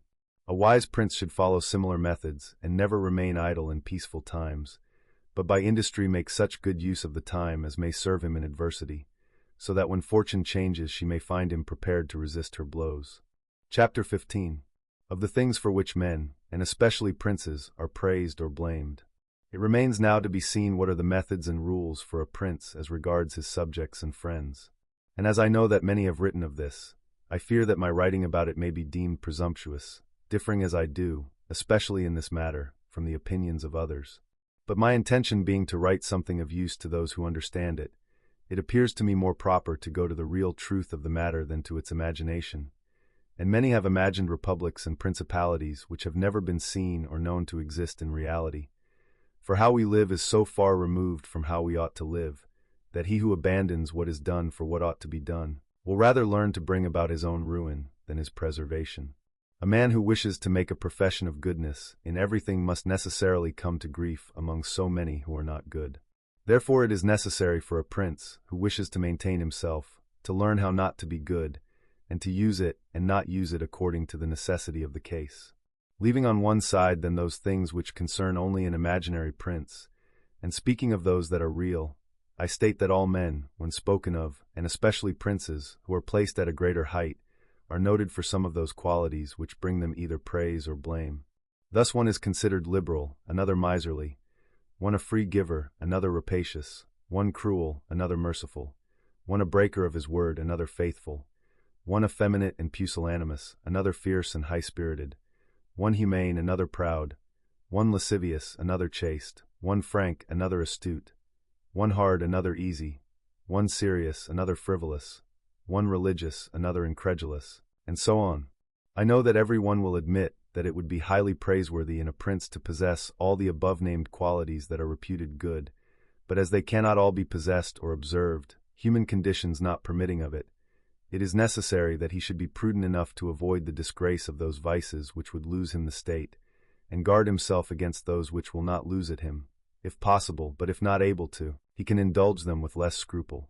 And yet he must not mind incurring the disgrace of those vices, without which it would be difficult to save the state, for if one considers well, it will be found that some things which seem virtues would, if followed, lead to one's ruin, and some others which appear vices result, if followed, in one's greater security and well-being.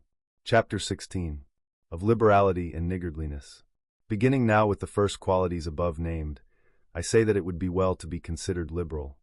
Nevertheless, liberality used in such a way that you are not feared will injure you, because if used virtuously and in the proper way, it will not be known, and you will not incur the disgrace of the contrary vice.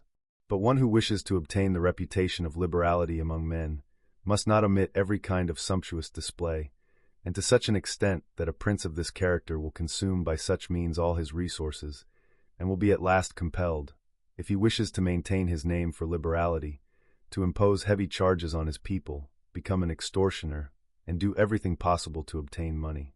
This will make his subjects begin to hate him, and he will be little esteemed being poor, so that having by this liberality injured many and benefited but few, he will feel the first little disturbance and be endangered by every accident. If he recognizes this and wishes to change his system, he incurs at once the charge of niggardliness. A prince, therefore, not being able to exercise this virtue of liberality without risk if it is known, must not, if he is prudent, object to be called miserly. In course of time he will be thought more liberal, when it is seen that by his parsimony his revenue is sufficient, that he can defend himself against those who make war on him, and undertake enterprises without burdening his people, so that he is really liberal to all those from whom he does not take, who are infinite in number, and niggardly to all to whom he does not give, who are few. In our times we have seen nothing great done except by those who have been esteemed niggardly. The others have all been ruined. Pope Julius II, although he had made use of a reputation for liberality in order to attain the papacy, did not seek to retain it afterwards, so that he might be able to make war on the King of France, and he earned on so many wars without imposing an extraordinary tax, because his extra expenses were covered by the parsimony he had so long practiced. The present King of Spain, if he had been thought liberal, would not have engaged in and won so many enterprises. For these reasons a prince must care little for the reputation of being a miser, if he wishes to avoid robbing his subjects, if he wishes to be able to defend himself, to not become poor and contemptible, and not to be forced to become rapacious. This vice of niggardliness is one of those vices which enable him to reign. If it is said that Caesar attained the empire through liberality, and that many others have reached the highest positions through being liberal or being thought so, I would reply that you are either a prince already or else on the way to become one. In the first case, this liberality is harmful. In the second, it is certainly necessary to be considered liberal, and Caesar was one of those who wished to attain the mastery over Rome. But if after attaining it he had lived and had not moderated his expenses, he would have destroyed that empire. And should any one reply that there have been many princes who have done great things with their armies, who have been thought extremely liberal, I would answer by saying that the prince may either spend his own wealth and that of his subjects or the wealth of others. In the first case he must be sparing, but in the second he must not neglect to be very liberal. This liberality is very necessary to a prince who marches with his armies, and lives by plunder, sacking and extorting, and is dealing with the wealth of others, for without it he would not be followed by his soldiers. And you may be very generous indeed with what is not the property of yourself or your subjects, as were Cyrus, Caesar, and Alexander, for spending the wealth of others will not diminish your reputation, but increase it. Only spending your own resources will injure you. There is nothing which destroys itself so much as liberality, for by using it you lose the power of using it, and become either poor and despicable, or, to escape poverty, rapacious and hated. And of all things that a prince must guard against, the most important are being despicable or hated, and liberality will lead you to one or other of these conditions. It is, therefore, wiser to have the name of a miser, which produces disgrace without hatred, than to incur of necessity the name of being rapacious, which produces both disgrace and hatred. Chapter 17. Of Cruelty and Clemency, and whether it is better to be loved or feared. Proceeding to the other qualities before named, I say that every prince must desire to be considered merciful and not cruel. He must, however, take care not to misuse this mercifulness. Cesare Borgia was considered cruel, but his cruelty had settled the Romagna, united it, and brought it peace and confidence. If this is considered a benefit, it will be seen that he was really much more merciful than the Florentine people, who, to avoid the name of cruelty, allowed Pistoia to be destroyed. A prince, therefore, must not mind incurring the charge of cruelty for the purpose of keeping his subjects united and confident, for with a very few examples he will be more merciful than those who, from excess of tenderness, allow disorders to arise, from whence spring murders and rapine, for these as a rule injure the whole community, while the executions carried out by the prince injure only one individual. And of all princes, it is impossible for a new prince to escape the name of cruel, new states being always full of dangers. Wherefore Virgil makes Dido excuse the inhumanity of her rule by its being new, where she says, Residential dura, et regni novitas mitalia cogunt. Moliri, et late fines custode turi. Nevertheless, he must be cautious in believing and acting, and must not inspire fear of his own accord, and must proceed in a temperate manner with prudence and humanity, so that too much confidence does not render him incautious, and too much diffidence does not render him intolerant. From this arises the question whether it is better to be loved more than feared, or feared more than loved. The reply is that one ought to be both feared and loved, but as it is difficult for the two to go together, it is much safer to be feared than loved, if one of the two has to be wanting. For it may be said of men in general that they are ungrateful, voluble, dissemblers, anxious to avoid danger, and covetous of gain. As long as you benefit them, they are entirely yours. They offer you their blood, their goods, their life, and their children, as I have before said, when the necessity is remote, but when it approaches, they revolt. And the prince who has relied solely on their words, without making other preparations, is ruined, for the friendship which is gained by purchase and not through grandeur and nobility of spirit is merited, but is not secured, and at times is not to be had. And men have less scruple in offending one who makes himself loved than one who makes himself feared. For love is held by a chain of obligation which, men being selfish, is broken whenever it serves their purpose, but fear is maintained by a dread of punishment which never fails. Still, a prince should make himself feared in such a way that if he does not gain love, he at any rate avoids hatred, for fear and the absence of hatred may well go together, and will be always attained by one who abstains from interfering with the property of his citizens and subjects or with their women. And when he is obliged to take the life of any one, to do so when there is a proper justification and manifest reason for it. But above all he must abstain from taking the property of others, for men forget more easily the death of their father than the loss of their patrimony. Then also pretexts for seizing property are never wanting, and one who begins to live by rapine will always find some reason for taking the goods of others, whereas causes for taking life are rarer and more quickly destroyed. But when the prince is with his army, and has a large number of soldiers under his control, then it is extremely necessary that he should not mind being thought cruel. For without this reputation he could not keep an army united or disposed to any duty. Among the noteworthy actions of Hannibal is numbered this, that although he had an enormous army, composed of men of all nations and fighting in foreign countries, there never arose any dissension either among them or against the prince, either in good fortune or in bad. This could not be due to anything but his inhuman cruelty, which together with his infinite other virtues, made him always venerated and terrible in the sight of his soldiers, and without it his other virtues would not have sufficed to produce that effect. Thoughtless writers admire on the one hand his actions, and on the other blame the principal cause of them. And that it is true that his other virtues would not have sufficed may be seen from the case of Scipio, very rare not only in his own times, but in all times of which memory remains, whose armies rebelled against him in Spain, which arose from nothing but his excessive kindness, which allowed more license to the soldiers than was consonant with military discipline. He was reproached with this in the Senate by Fabius Maximus, who called him a corrupter of the Roman militia. The Locri having been destroyed by one of Scipio's officers were not revenged by him, nor was the insolence of that officer punished, simply by reason of his easy nature. So much so, that someone wishing to excuse him in the Senate, said that there were many men who knew rather how not to err, than how to correct the errors of others. This disposition would in time have tarnished the fame and glory of Scipio, had he persevered in it under the empire, but living under the rule of the Senate this harmful quality was not only concealed, but became a glory to him. I conclude, therefore, with regard to being feared and loved, that men love at their own free will, but fear at the will of the prince, and that a wise prince must rely on what is in his power, and not on what is in the power of others, and he must only trouble himself to avoid incurring hatred, as has been explained. Chapter 18. In what way princes must keep faith. How laudable it is for a prince to keep good faith and live with integrity, and not with astuteness, every one knows. Still the experience of our times shows those princes to have done great things who have had little regard for good faith, and have been able by astuteness to confuse men's brains, and who have ultimately overcome those who have made loyalty their foundation.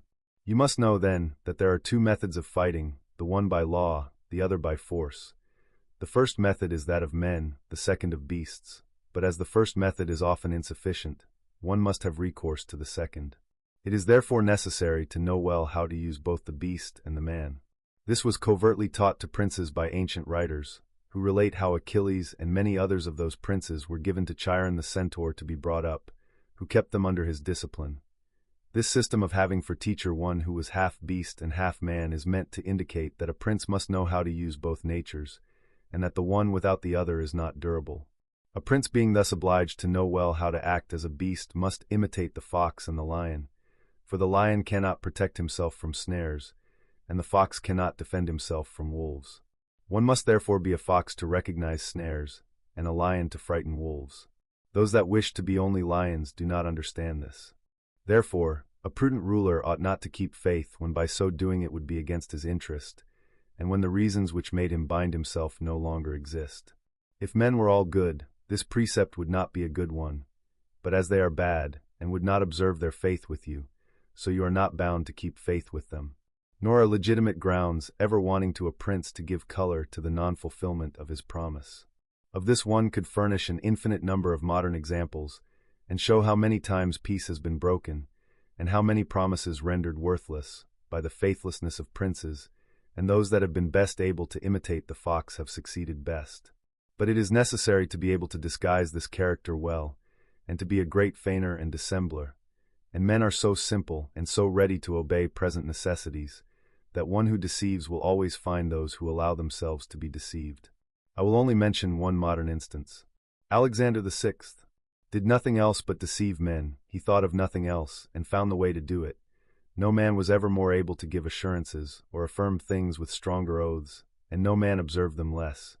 However, he always succeeded in his deceptions, as he knew well this side of the world.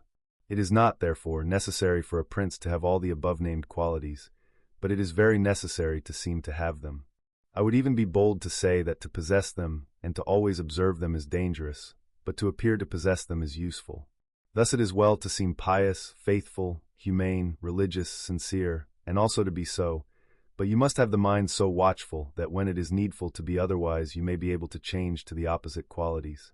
And it must be understood that a prince, and especially a new prince, cannot observe all those things which are considered good in men, being often obliged, in order to maintain the state, to act against faith, against charity, against humanity, and against religion. And therefore he must have a mind disposed to adapt itself according to the wind, and as the variations of fortune dictate, and as I said before, not deviate from what is good, if possible, but be able to do evil if necessitated. A prince must take great care that nothing goes out of his mouth which is not full of the above-named 5 qualities, and to see and hear him, he should seem to be all faith, all integrity, all humanity, and all religion. And nothing is more necessary than to seem to have this last quality, for men in general judge more by the eyes than by the hands, for every one can see, but very few have to feel. Everybody sees what you appear to be, few feel what you are, and those few will not dare to oppose themselves to the many, who have the majesty of the state to defend them. And in the actions of men, and especially of princes, from which there is no appeal, the end is everything. Let a prince therefore aim at living and maintaining state the state.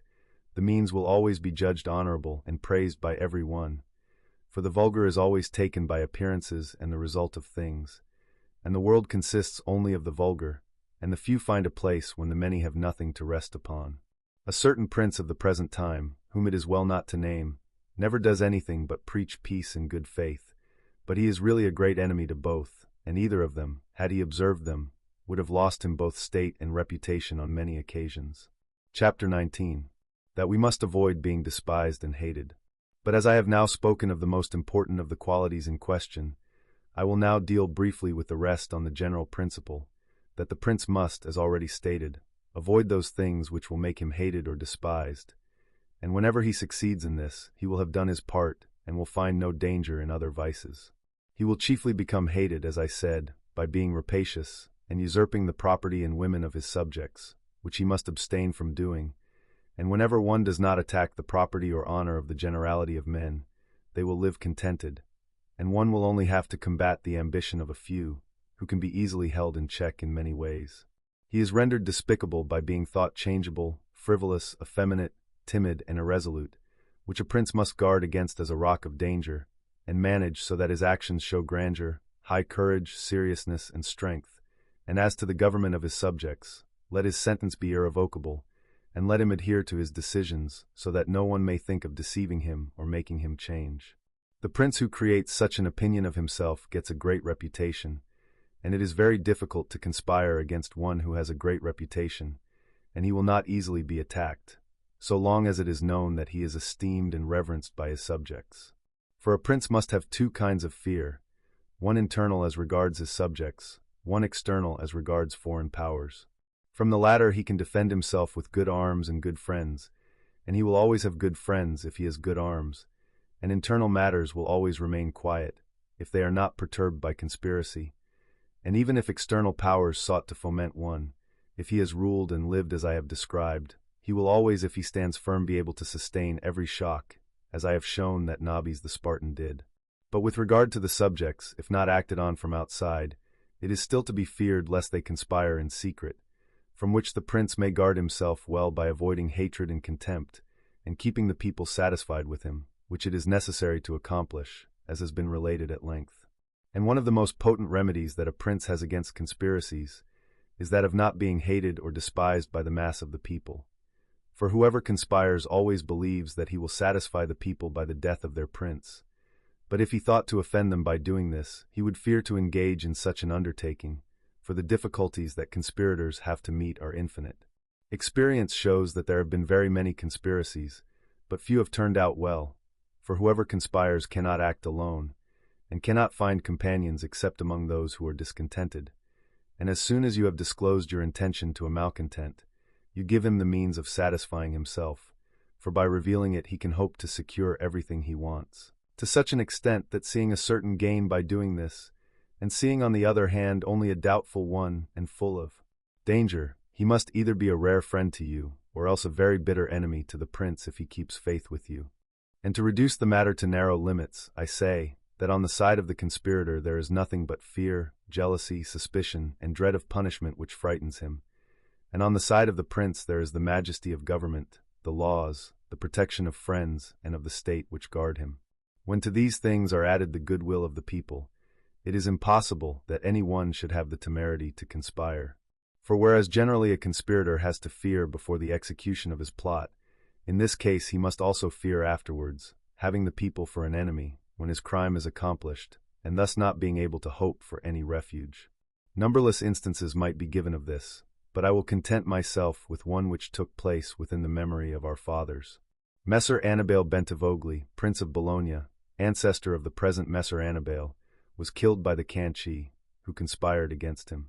He left no relations but Messer Giovanni, who was then an infant, but after the murder the people rose up and killed all the Canci.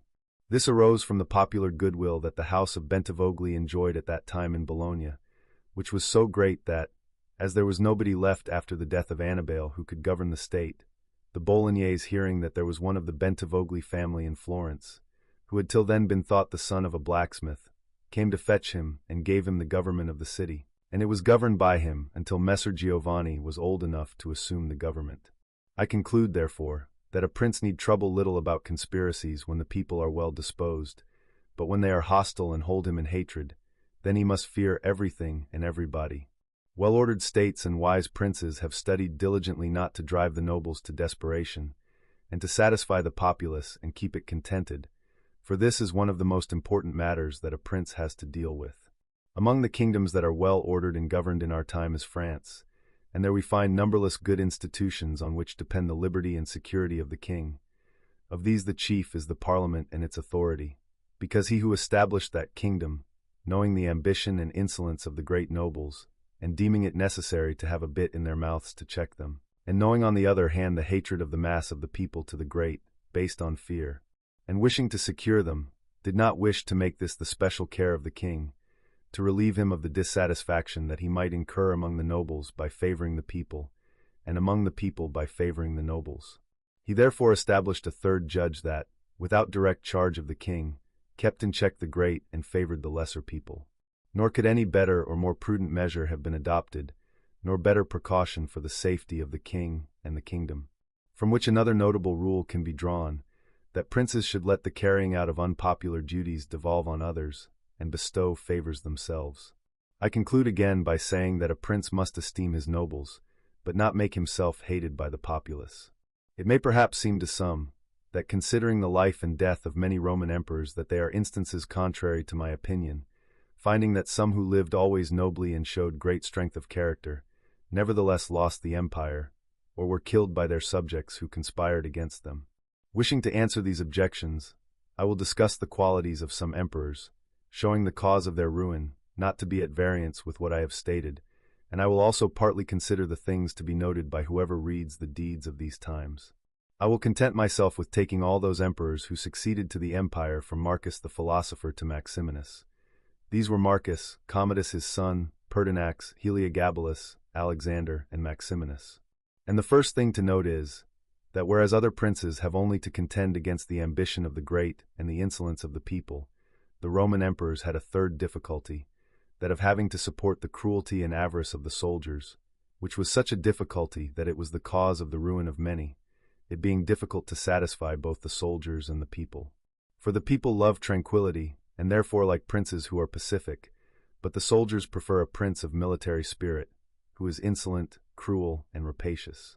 They wish him to exercise these qualities on the people, so that they may get double pay, and give vent to their avarice and cruelty. Thus it came about that those emperors who, by nature or art, had not such a reputation as could keep both parties in check, invariably were ruined, and the greater number of them who were raised to the empire being new men, knowing the difficulties of these two opposite dispositions, confined themselves to satisfying the soldiers, and thought little of injuring the people.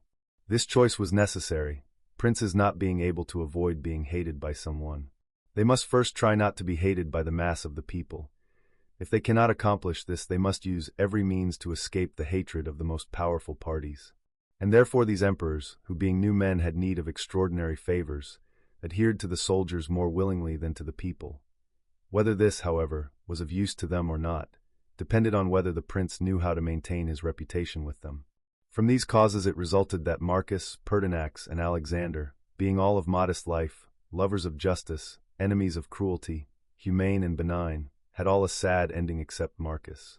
Marcus alone lived and died in honor, because he succeeded to the empire by hereditary right and did not owe it either to the soldiers or to the people. Besides which, possessing many virtues which made him revered, he kept both parties in their place as long as he lived, and was never either hated or despised. But Pertinax was created emperor against the will of the soldiers, who being accustomed to live licentiously under Commodus, could not put up with the honest life to which Pertinax wished to limit them, so that having made himself hated, and to this contempt being added because he was old, he was ruined at the very beginning of his administration.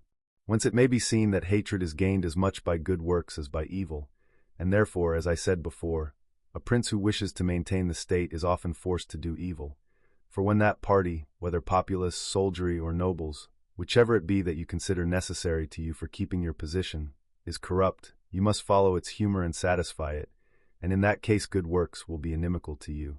But let us come to Alexander, who was of such goodness, that among other things for which he is praised, it is said that in the 14 years that he reigned no one was put to death by him without a fair trial. Nevertheless, being considered effeminate, and a man who allowed himself to be ruled by his mother, and having thus fallen into contempt, the army conspired against him and killed him. Looking, on the other hand, at the qualities of Commodus, Severus, Antoninus, extremely cruel and rapacious, to satisfy the soldiers there was no injury which they would not inflict on the people, and all except Severus ended badly. Severus, however, had such abilities that by maintaining the soldiers friendly to him, he was able to reign happily, although he oppressed the people, for his virtues made him so admirable in the sight both of the soldiers and the people that the latter were, as it were, astonished and stupefied, while the former were respectful and contented. As the deeds of this ruler were great for a new prince, I will briefly show how well he could use the qualities of the fox and the lion, whose natures, as I said before, it is necessary for a prince to imitate. Knowing the sloth of the Emperor Julian, Severus, who was leader of the army in Slavonia, persuaded the troops that it would be well to go to Rome to avenge the death of Pertinax, who had been slain by the imperial guard, and under this pretext, without revealing his aspirations to the throne, marched with his army to Rome and was in Italy before his design was known. On his arrival in Rome the Senate elected him emperor through fear, and Julian died. There remained after this beginning 2 difficulties to be faced by Severus before he could obtain the whole control of the empire. One in Asia, where Nigrinus, head of the Asiatic armies, had declared himself emperor, the other in the west from Albinus, who also aspired to the empire. And as he judged it dangerous to show himself hostile to both, he decided to attack Nigrinus and deceive Albinus, to whom he wrote that having been elected emperor by the Senate he wished to share that dignity with him. He sent him the title of Caesar and, by deliberation of the Senate, he was declared his colleague, all of which was accepted as true by Albinus. But when Severus had defeated and killed Nigrinus and pacified things in the east, he returned to Rome and charged Albinus and the Senate with having, unmindful of the benefits received from him, traitorously sought to assassinate him, and stated that he was therefore obliged to go and punish his ingratitude. He then went to France to meet him, and there deprived him of both his position and his life. Whoever examines in detail the actions of Severus will find him to have been a very ferocious lion and an extremely astute fox, and will see him to have been feared and respected by all and not hated by the army, and will not be surprised that he, a new man, should have been able to hold the empire so well, since his great reputation defended him always from that hatred that his rapacity might have produced in the people. But Antoninus his son was also a man of great ability, and possessed qualities that rendered him admirable in the sight of the people, and also made him popular with the soldiers, for he was a military man, capable of enduring the most extreme hardships, disdainful of delicate food and every other luxury, which made him loved by all the armies.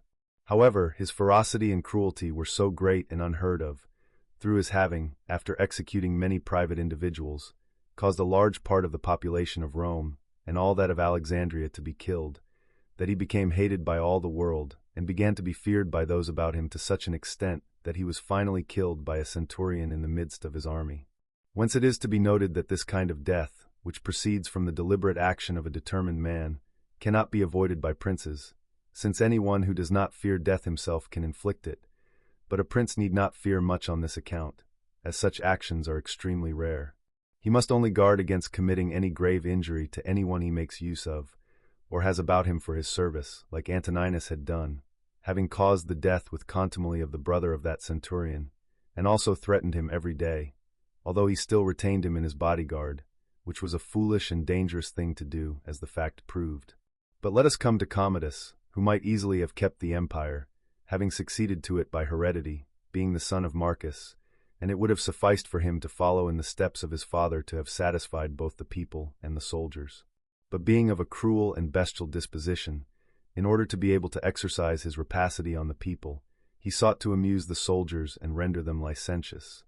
On the other hand, by not maintaining his dignity, by often descending into the theater to fight with gladiators and committing other contemptible actions, little worthy of the imperial dignity, he became despicable in the eyes of the soldiers, and being hated on the one hand and despised on the other, he was conspired against and killed.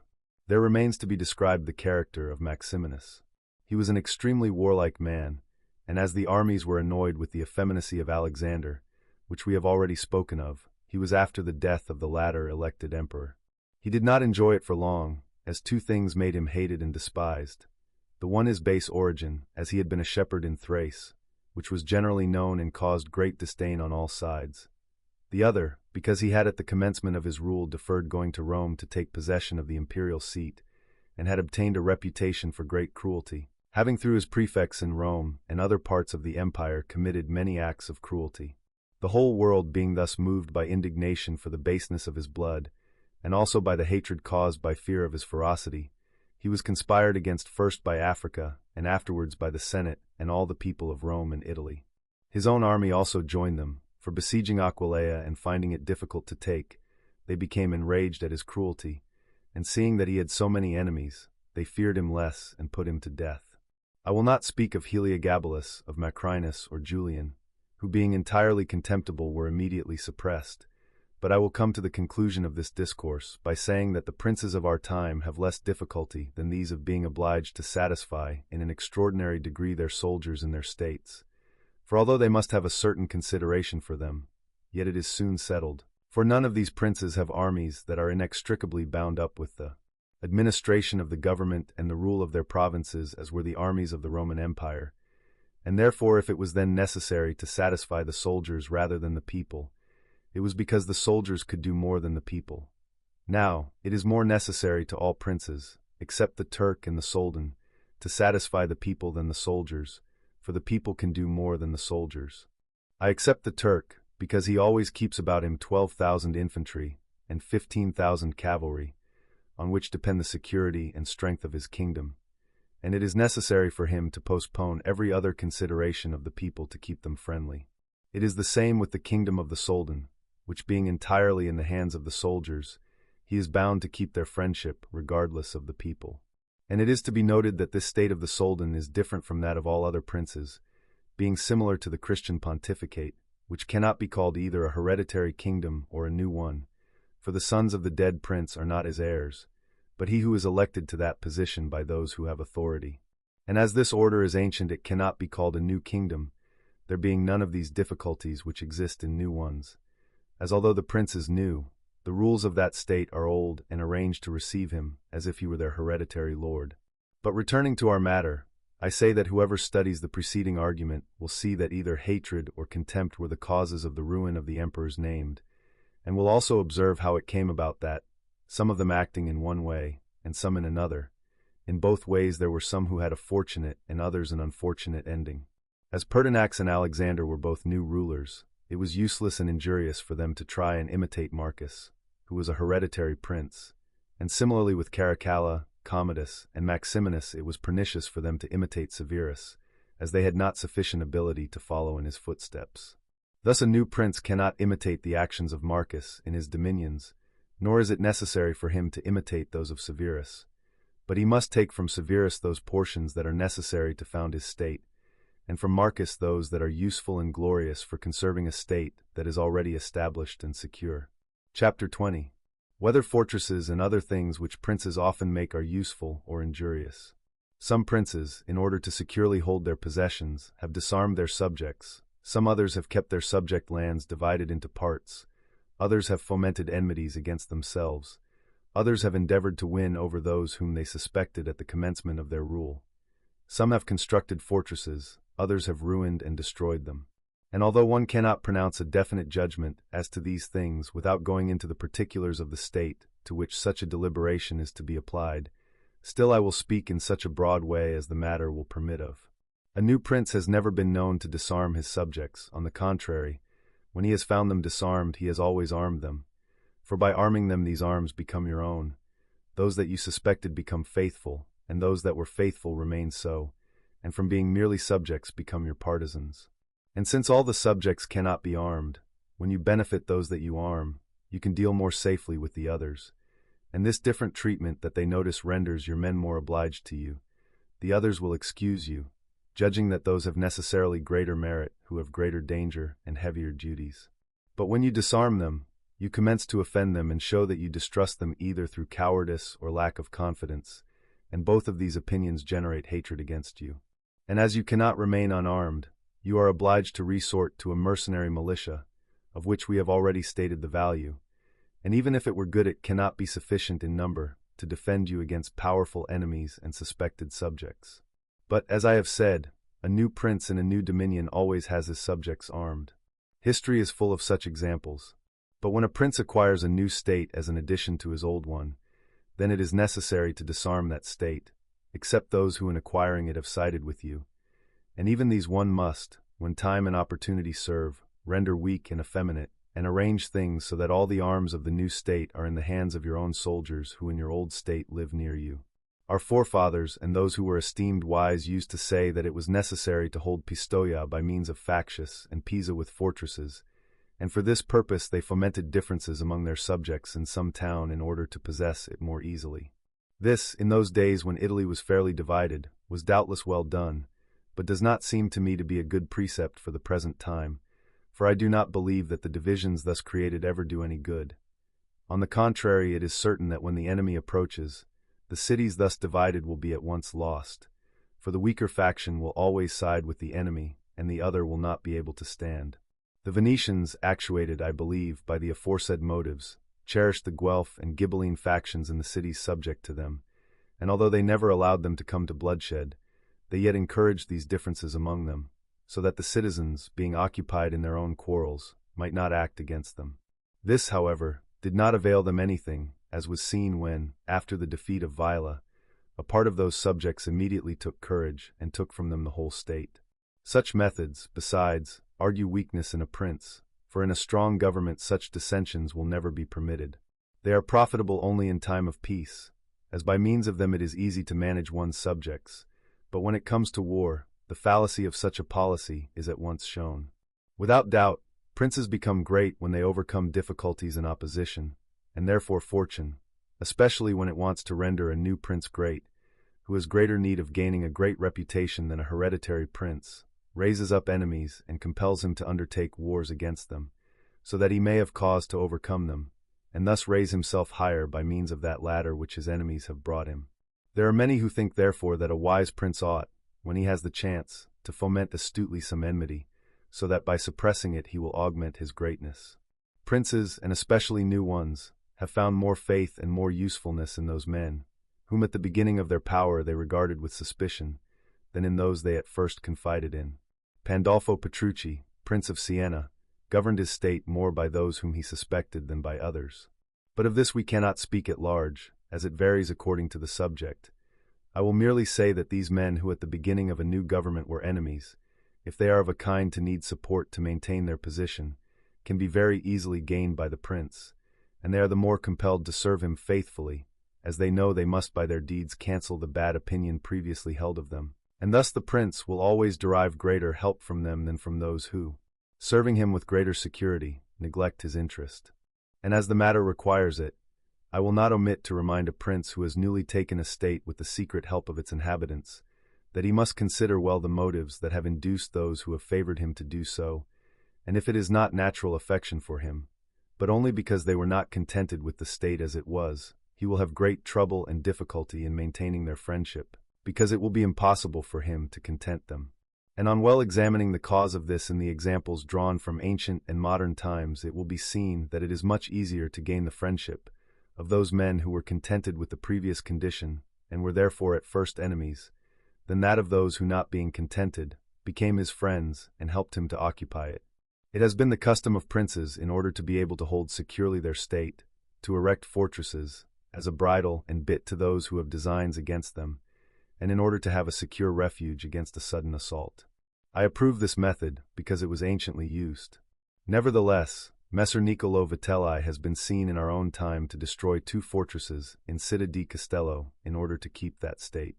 Ubaldo, Duke of Urbino, on returning to his dominions from which he had been driven by Cesare Borgia, razed to their foundations all the fortresses of that province, and considered that without them it would be more difficult for him to lose again the state. The Bentivogli, in returning to Bologna, used similar measures. Therefore fortresses may or may not be useful according to the times. If they do good in one way, they do harm in another. The question may be discussed thus. A prince who fears his own people more than foreigners ought to build fortresses, but he who has greater fear of foreigners than of his own people ought to do without them. The castle of Milan, built by Francesco Sforza, has given and will give more trouble to the house of Sforza than any other disorder in that state. Therefore the best fortress is to be found in the love of the people. For although you may have fortresses, they will not save you if you are hated by the people. When once the people have taken arms against you, there will never be lacking foreigners to assist them. In our times we do not see that they have profited any ruler, except the Countess of Forli on the death of her consort Count Girolamo, for she was thus enabled to escape the popular rising and await help from Milan and recover the state, the circumstances being then such that no foreigner could assist the people. But afterwards they were of little use to her, when Cesare Borgia attacked her, and the people being hostile to her allied themselves with the foreigner. So that then and before it would have been safer for her not to be hated by the people than to have the fortresses. Having considered these things, I would therefore praise the one who erects fortresses and the one who does not, and would blame any one who, trusting in them, thinks little of being hated by his people. Chapter 21. How a Prince Must Act in Order to Gain Reputation. Nothing causes a prince to be so much esteemed as great enterprises and setting a rare example. We have in our own day Ferdinand, King of Aragon, at present King of Spain. He may almost be termed a new prince, because from a weak king he has become for fame and glory the first king in Christendom, and if you regard his actions you will find them all very great and some of them extraordinary. At the beginning of his reign he assailed Granada, and that enterprise was the foundation of his state. At first he did it leisurely and without fear of being interfered with. He kept the minds of the barons of Castile occupied in this enterprise, so that thinking only of that war they did not think of making innovations, and he thus acquired reputation and power over them without their being aware of it. He was able with the money of the church and the people to maintain his armies, and by that long war lay the foundations of his military power, which afterwards has made him famous. Besides this, to be able to undertake greater enterprises, and always under the pretext of religion, he had recourse to a pious cruelty, driving out the Moors from his kingdom and despoiling them. No more admirable or rare example can be found. He also attacked under the same pretext Africa, undertook his Italian enterprise, and has lately attacked France, so that he has continually contrived great things, which have kept his subjects' minds uncertain and astonished, and occupied in watching their result.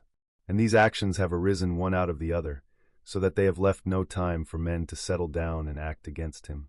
It is also very profitable for a prince to give some rare examples of himself in the internal administration, like those related of Messer Bernabo of Milan, when it happens that someone does something extraordinary, either good or evil, in civil life, and to take a means of rewarding or punishing him which will be much talked about. And above all, a prince must endeavor in every action to obtain fame for being great and excellent. A prince is further esteemed when he is a true friend or a true enemy, when, that is, he declares himself without reserve in favor of someone against another. This policy is always more useful than remaining neutral. For if two neighboring powers come to blows, they are either such that if one wins, you will have to fear the victor, or else not. In either of these two cases it will be better for you to declare yourself openly and make war, because in the first case if you do not declare yourself, you will fall a prey to the victor, to the pleasure and satisfaction of the one who has been defeated, and you will have no reason nor anything to defend you and nobody to receive you. For whoever wins will not desire friends whom he suspects and who do not help him when in trouble, and whoever loses will not receive you as you did not take up arms to assist his cause. Antiochus went to Greece, being sent by the Aetoli to expel the Romans. He sent orators to the Achaei who were friends of the Romans to encourage them to remain neutral. On the other hand, the Romans persuaded them to take up arms on their side. The matter was brought before the council of the Achaei for deliberation, where the ambassador of Antiochus sought to persuade them to remain neutral, to which the Roman ambassador replied, "As to what is said that it is best and most useful for your state not to meddle in our war, nothing is further from the truth. For if you do not meddle in it you will become, without any favor or any reputation, the prize of the victor. And it will always happen that the one who is not your friend will want you to remain neutral, and the one who is your friend will require you to declare yourself by taking arms. Irresolute princes, to avoid present dangers, usually follow the way of neutrality and are mostly ruined by it. But when the prince declares himself frankly in favor of one side, if the one to whom you adhere conquers, even if he is powerful and you remain at his discretion, he is under an obligation to you and friendship has been established, and men are never so dishonest as to oppress you with such ingratitude. Moreover, victories are never so prosperous that the victor does not need to have some scruples, especially as to justice. But if he to whom you adhere loses, you are sheltered by him, and so long as he can, he will assist you. You become the companion of a fortune which may rise again. In the second case, when those who fight are such that you have nothing to fear from the victor, it is still more prudent on your part to adhere to one. For you go to the ruin of one with the help of him, who ought to save him if he were wise, and if he conquers he rests at your discretion, and it is impossible that he should not conquer with your help. And here it should be noted that a prince ought never to make common cause with one more powerful than himself to injure another, unless necessity forces him to it, as before said. For if he wins you rest at his discretion, and princes must avoid as much as possible being at the discretion of others. The Venetians united with France against the Duke of Milan, although they could have avoided that union, and from it resulted their own ruin. But when one cannot avoid it, as happened to the Florentines when the Pope and Spain went with their armies to attack Lombardy, then the prince ought to join for the above reasons. Let no state believe that it can follow a secure policy, rather let it think that all are doubtful. This is found in the nature of things, that one never tries to avoid one difficulty without running into another, but prudence consists in being able to know the nature of the difficulties, and taking the least harmful as good. A prince must also show himself a lover of merit, and honor those who excel in every art. Moreover, he must encourage his citizens to follow their callings quietly, whether in commerce or agriculture, or any other trade that men follow, so that this one shall not refrain from improving his possessions through fear that they may be taken from him, and that one from starting a trade for fear of taxes. But he should offer rewards to whoever does these things, and to whoever seeks in any way to improve his city or state. Besides this, he ought, at convenient seasons of the year, to keep the people occupied with festivals and spectacles, and as every city is divided either into trades or into classes, he ought to pay attention to all these things, mingle with them from time to time, and give them an example of his humanity and magnificence, always holding firm, however, the majesty of his dignity, which must never be allowed to fan in anything whatever. Chapter 22. Of the Secretaries of Princes. The choice of a prince's ministers is a matter of no little importance. They are either good or not according to the prudence of the prince. The first impression that one gets of a ruler and of his brains is from seeing the men that he has about him. When they are competent and faithful, one can always consider him wise, as he has been able to recognize their ability and keep them faithful. But when they are the reverse, one can always form an unfavorable opinion of him, because the first mistake that he makes is in making this choice. There was nobody who knew Messer Antonio de Venafro as the minister of Pandolfo Petrucci, Prince of Siena, who did not consider Pandolfo to be a very prudent man, having him for his minister. There are three different kinds of brains. The one understands things unassisted, the other understands things when shown by others, the third understands neither alone nor with the explanations of others. The first kind is most excellent, the second also excellent, but the third useless. It is therefore evident that if Pandolfo was not of the first kind, he was at any rate of the second. For every time that one has the judgment to know the good and evil that any one does or says, even if he has no invention, yet he recognizes the bad and good works of his minister, and corrects the one and supports the other, and the minister cannot hope to deceive him, and therefore remains good. For a prince to be able to know a minister, there is this method, which never fails. When you see the minister think more of himself than of you, and in all his actions seek his own profit, such a man will never be a good minister, and you can never rely on him. For whoever has in hand the state of another must never think of himself, but of the prince, and not call to mind anything but what relates to him. And on the other hand, the prince, in order to retain his fidelity, ought to think of his minister, honoring and enriching him, doing him kindnesses, and conferring on him honors, and giving him responsible tasks, so that the great honors and riches bestowed on him cause him not to desire other honors and riches, and the tasks he has to fulfill make him fearful of changes, knowing that he could not execute them without the prince. When princes and their ministers stand in this relation to each other, they can rely the one upon the other. When it is otherwise, the end is always injurious either for one or the other of them. Chapter 23. How Flatterers Must Be Shunned. I must not omit an important subject, and a mistake which princes can with difficulty avoid, if they are not very prudent, or if they do not make a good choice. And this is with regard to flatterers, of which courts are full, because men take such pleasure in their own things and deceive themselves about them that they can with difficulty guard against this plague, and by wishing to guard against it they run the risk of becoming contemptible. Because there is no other way of guarding one's self against flattery than by letting men understand that they will not offend you by speaking the truth. But when every one can tell you the truth, you lose their respect. A prudent prince must therefore take a third course, by choosing in his state wise men, and giving these alone full liberty to speak the truth to him, but only of those things that he asks and of nothing else. But he must ask them about everything and hear their opinion, and afterwards deliberate by himself in his own way, and in these councils and with each of these men comport himself, so that every one may see that the more freely he speaks, the more he will be acceptable. Outside these he should listen to no one, go about the matter deliberately, and be determined in his decisions. Whoever acts otherwise either acts precipitately through flattery, or else changes often through the variety of opinions, from which it happens that he is little esteemed. I will give a modern instance of this. Luca, a follower of Maximilian, the present emperor, speaking of his majesty, said that he never took counsel with anybody, and yet that he never did anything as he wished. This arose from his following the contrary method to the aforesaid.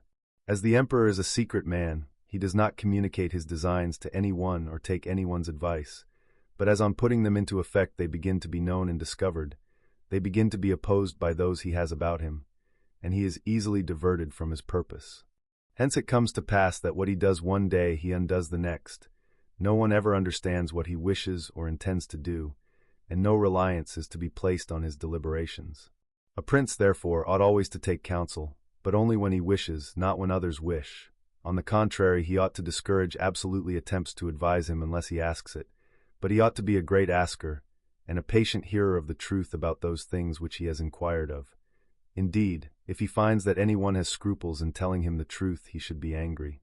And since some think that a prince who gains the reputation of being prudent is so considered, not by his nature but by the good counselors he has about him, they are undoubtedly deceived. It is an infallible rule that a prince who is not wise himself cannot be well advised, unless by chance he left himself entirely in the hands of one man who ruled him in everything, and happened to be a very prudent man. In this case he may doubtless be well governed, but it would not last long, for that governor would in a short time deprive him of the state. But by taking counsel with many, a prince who is not wise will never have united counsels, and will not be able to unite them for himself. The counselors will all think of their own interests, and he will be unable either to correct or to understand them. And it cannot be otherwise, for men will always be false to you, unless they are compelled by necessity to be true. Therefore it must be concluded that wise counsels, from whoever they come, must necessarily be due to the prudence of the prince, and not the prudence of the prince to the good counsels received. Chapter 24. Why the princes of Italy have lost their states. The before-mentioned things, if prudently observed, make a new prince seem ancient, and render him at once more secure and firmer in the state than if he had been established there of old. For a new prince is much more observed in his actions than a hereditary one, and when these are recognized as virtuous, he gains men more, and they are more bound to him than if he were of the ancient blood. For men are much more taken by present than by past things, and when they find themselves well off in the present, they enjoy it and seek nothing more. On the contrary, they will do all they can to defend him, so long as the prince is not in other things wanting to himself.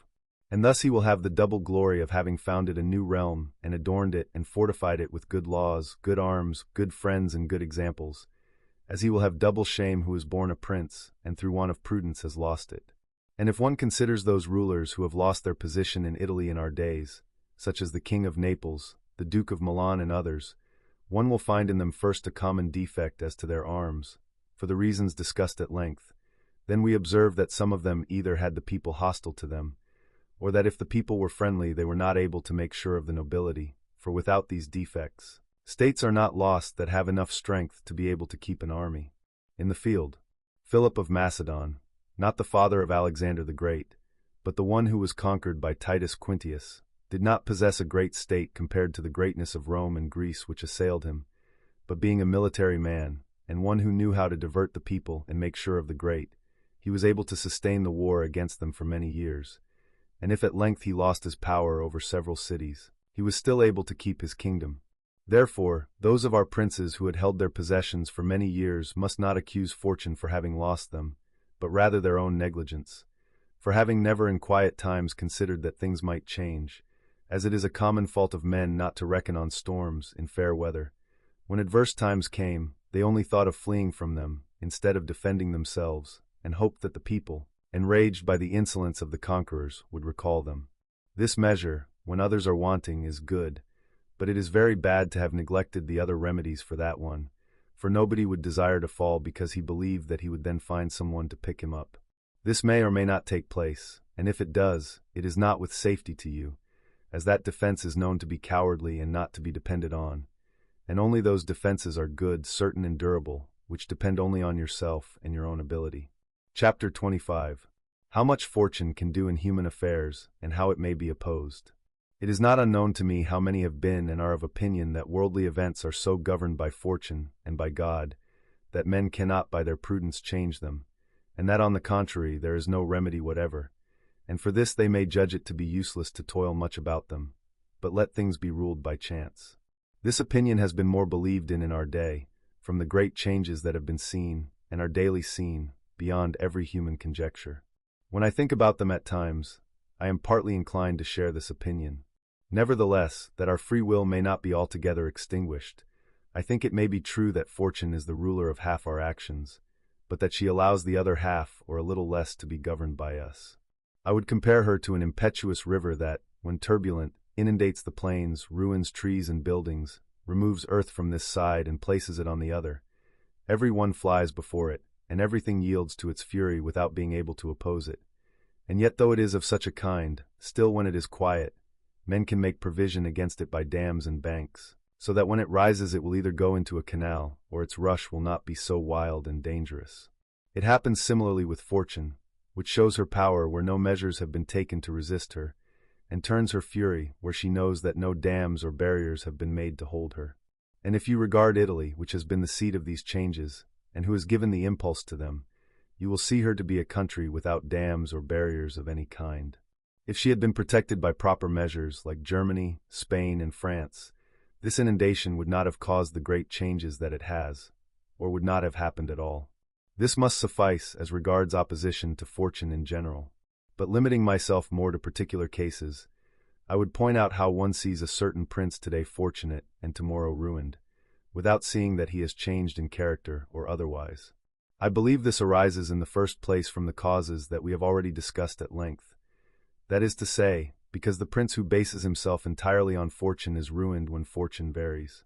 I also believe that he is happy whose mode of proceeding accords with the needs of the times, and similarly he is unfortunate whose mode of proceeding is opposed to the times.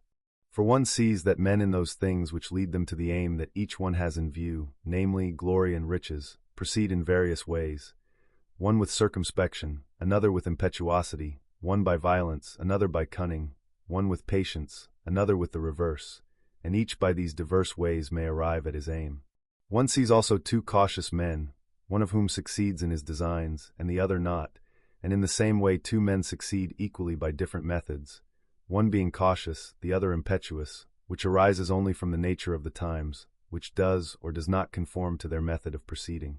From this results, as I have said, that two men acting differently attain the same effect, and of two others acting in the same way, one arrives at his good and not the other. From this depend also the changes in fortune, for if it happens that time and circumstances are favorable to one who acts with caution and prudence, he will be successful, but if time and circumstances change, he will be ruined, because he does not change his mode of proceeding. No man is found able to adapt himself to this, either because he cannot deviate from that to which his nature disposes him, or else because, having always prospered by walking in one path, he cannot persuade himself that it is well to leave it, and therefore the cautious man, when it is time to act suddenly, does not know how to do so and is consequently ruined. For if one could change one's nature with time and circumstances, fortune would never change. Pope Julius II acted impetuously in everything he did and found the times and conditions so in conformity with that mode of proceeding that he always obtained a good result. Consider the first war that he made against Bologna while Messer Giovanni Bentivogli was still living. The Venetians were not pleased with it. The King of Spain and likewise France had objections to this enterprise, notwithstanding which with his fierce and impetuous disposition he engaged personally in the expedition. This move caused both Spain and the Venetians to halt and hesitate, the latter through fear, the former through the desire to regain the entire kingdom of Naples. On the other hand, he engaged with him the King of France, because seeing him make this move and desiring his friendship in order to put down the Venetians, that king judged that he could not refuse him his troops without manifest injury. Thus Julius by his impetuous move achieved what no other pontiff with the utmost human prudence would have succeeded in doing, because, if he had waited till all arrangements had been made and everything settled before leaving Rome, as any other pontiff would have done, it would never have taken place. For the King of France would have found 1,000 excuses, and the others would have inspired him with 1,000 fears. I will omit his other actions, which were all of this kind and which all succeeded well, and the shortness of his life did not suffer him to experience the contrary, for had time succeeded in which it was necessary to act with caution, his ruin would have resulted, for he would never have deviated from these methods to which his nature disposed him. I conclude then that fortune varying and men remaining fixed in their ways, they are successful so long as these ways conform to each other, but when they are opposed to each other then they are unsuccessful. I certainly think that it is better to be impetuous than cautious, for fortune is a woman, and it is necessary, if you wish to master her, to conquer her by force, and it can be seen that she lets herself be overcome by these rather than by those who proceed coldly. And therefore, like a woman, she is a friend to the young, because they are less cautious, fiercer, and master her with greater audacity. Chapter 26. Exhortation to liberate Italy from the barbarians. Having now considered all the things we have spoken of, and thought within myself whether at present the time was not propitious in Italy for a new prince, and if there was not a state of things which offered an opportunity to a prudent and capable man to introduce a new system that would do honor to himself and good to the mass of the people. It seems to me that so many things concur to favor a new ruler that I do not know of any time more fitting for such an enterprise. And if, as I said, it was necessary in order that the power of Moses should be displayed that the people of Israel should be slaves in Egypt, and to give scope for the greatness and courage of Cyrus that the Persians should be oppressed by the Medes, and to illustrate the preeminence of Theseus that the Athenians should be dispersed, so at the present time, in order that the might of an Italian genius might be recognized, it was necessary that Italy should be reduced to her present condition, and that she should be more enslaved than the Hebrews, more oppressed than the Persians, and more scattered than the Athenians, without a head, without order, beaten, despoiled, lacerated, and overrun, and that she should have suffered ruin of every kind.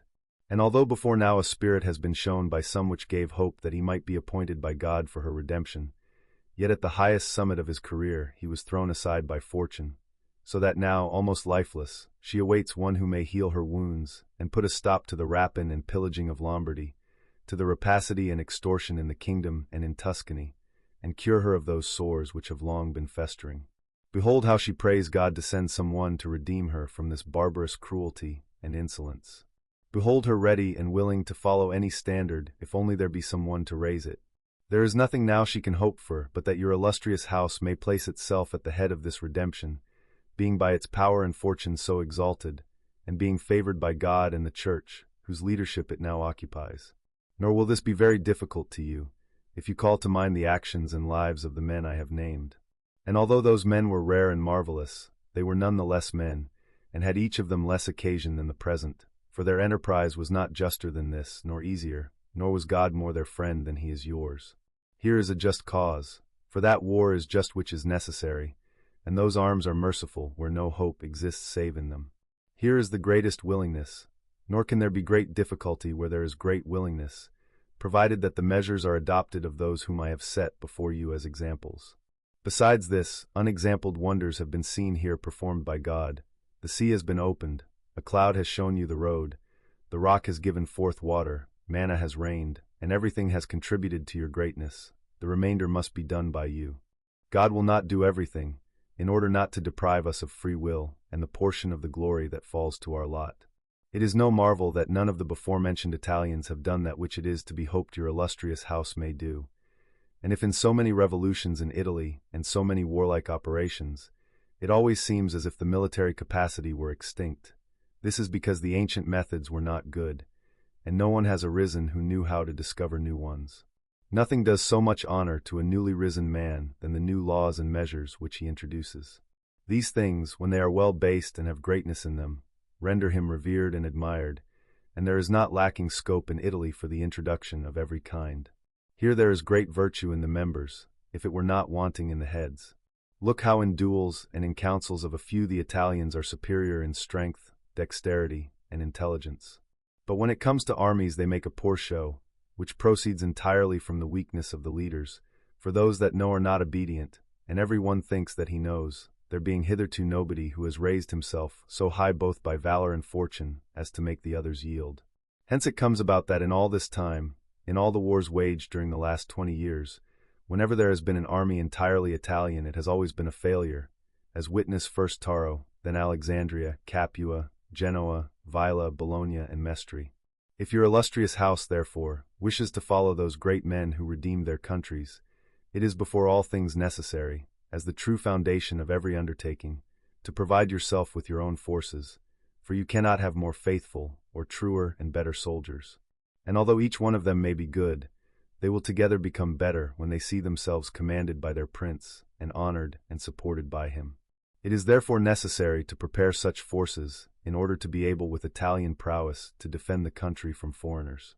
And although both the Swiss and Spanish infantry are deemed terrible, none the less they each have their defects, so that a third order might not only oppose them, but be confident of overcoming them. For the Spaniards cannot sustain the attack of cavalry, and the Swiss have to fear infantry, which meets them with resolution equal to their own. From which it has resulted, as will be seen by experience, that the Spaniards cannot sustain the attack of French cavalry, and the Swiss are overthrown by Spanish infantry. And although a complete example of the latter has not been seen, yet an instance was furnished in the Battle of Ravenna, where the Spanish infantry attacked the German battalions, which observed the same order as the Swiss. The Spaniards, through their bodily agility and aided by their bucklers, had entered between and under their pikes, and were in a position to attack them safely without the Germans being able to defend themselves, and if the cavalry had not charged them they would have utterly destroyed them. Knowing therefore the defects of both these kinds of infantry, a third kind can be created which can resist cavalry and need not fear infantry, and this will be done not by the creation of armies but by a change of system. And these are the things which, when newly introduced, give reputation and grandeur to a new prince. This opportunity must not, therefore, be allowed to pass, for letting Italy at length see her liberator. I cannot express the love with which he would be received in all those provinces which have suffered under these foreign invasions, with what thirst for vengeance, with what steadfast faith, with what love, with what grateful tears. What doors would be closed against him?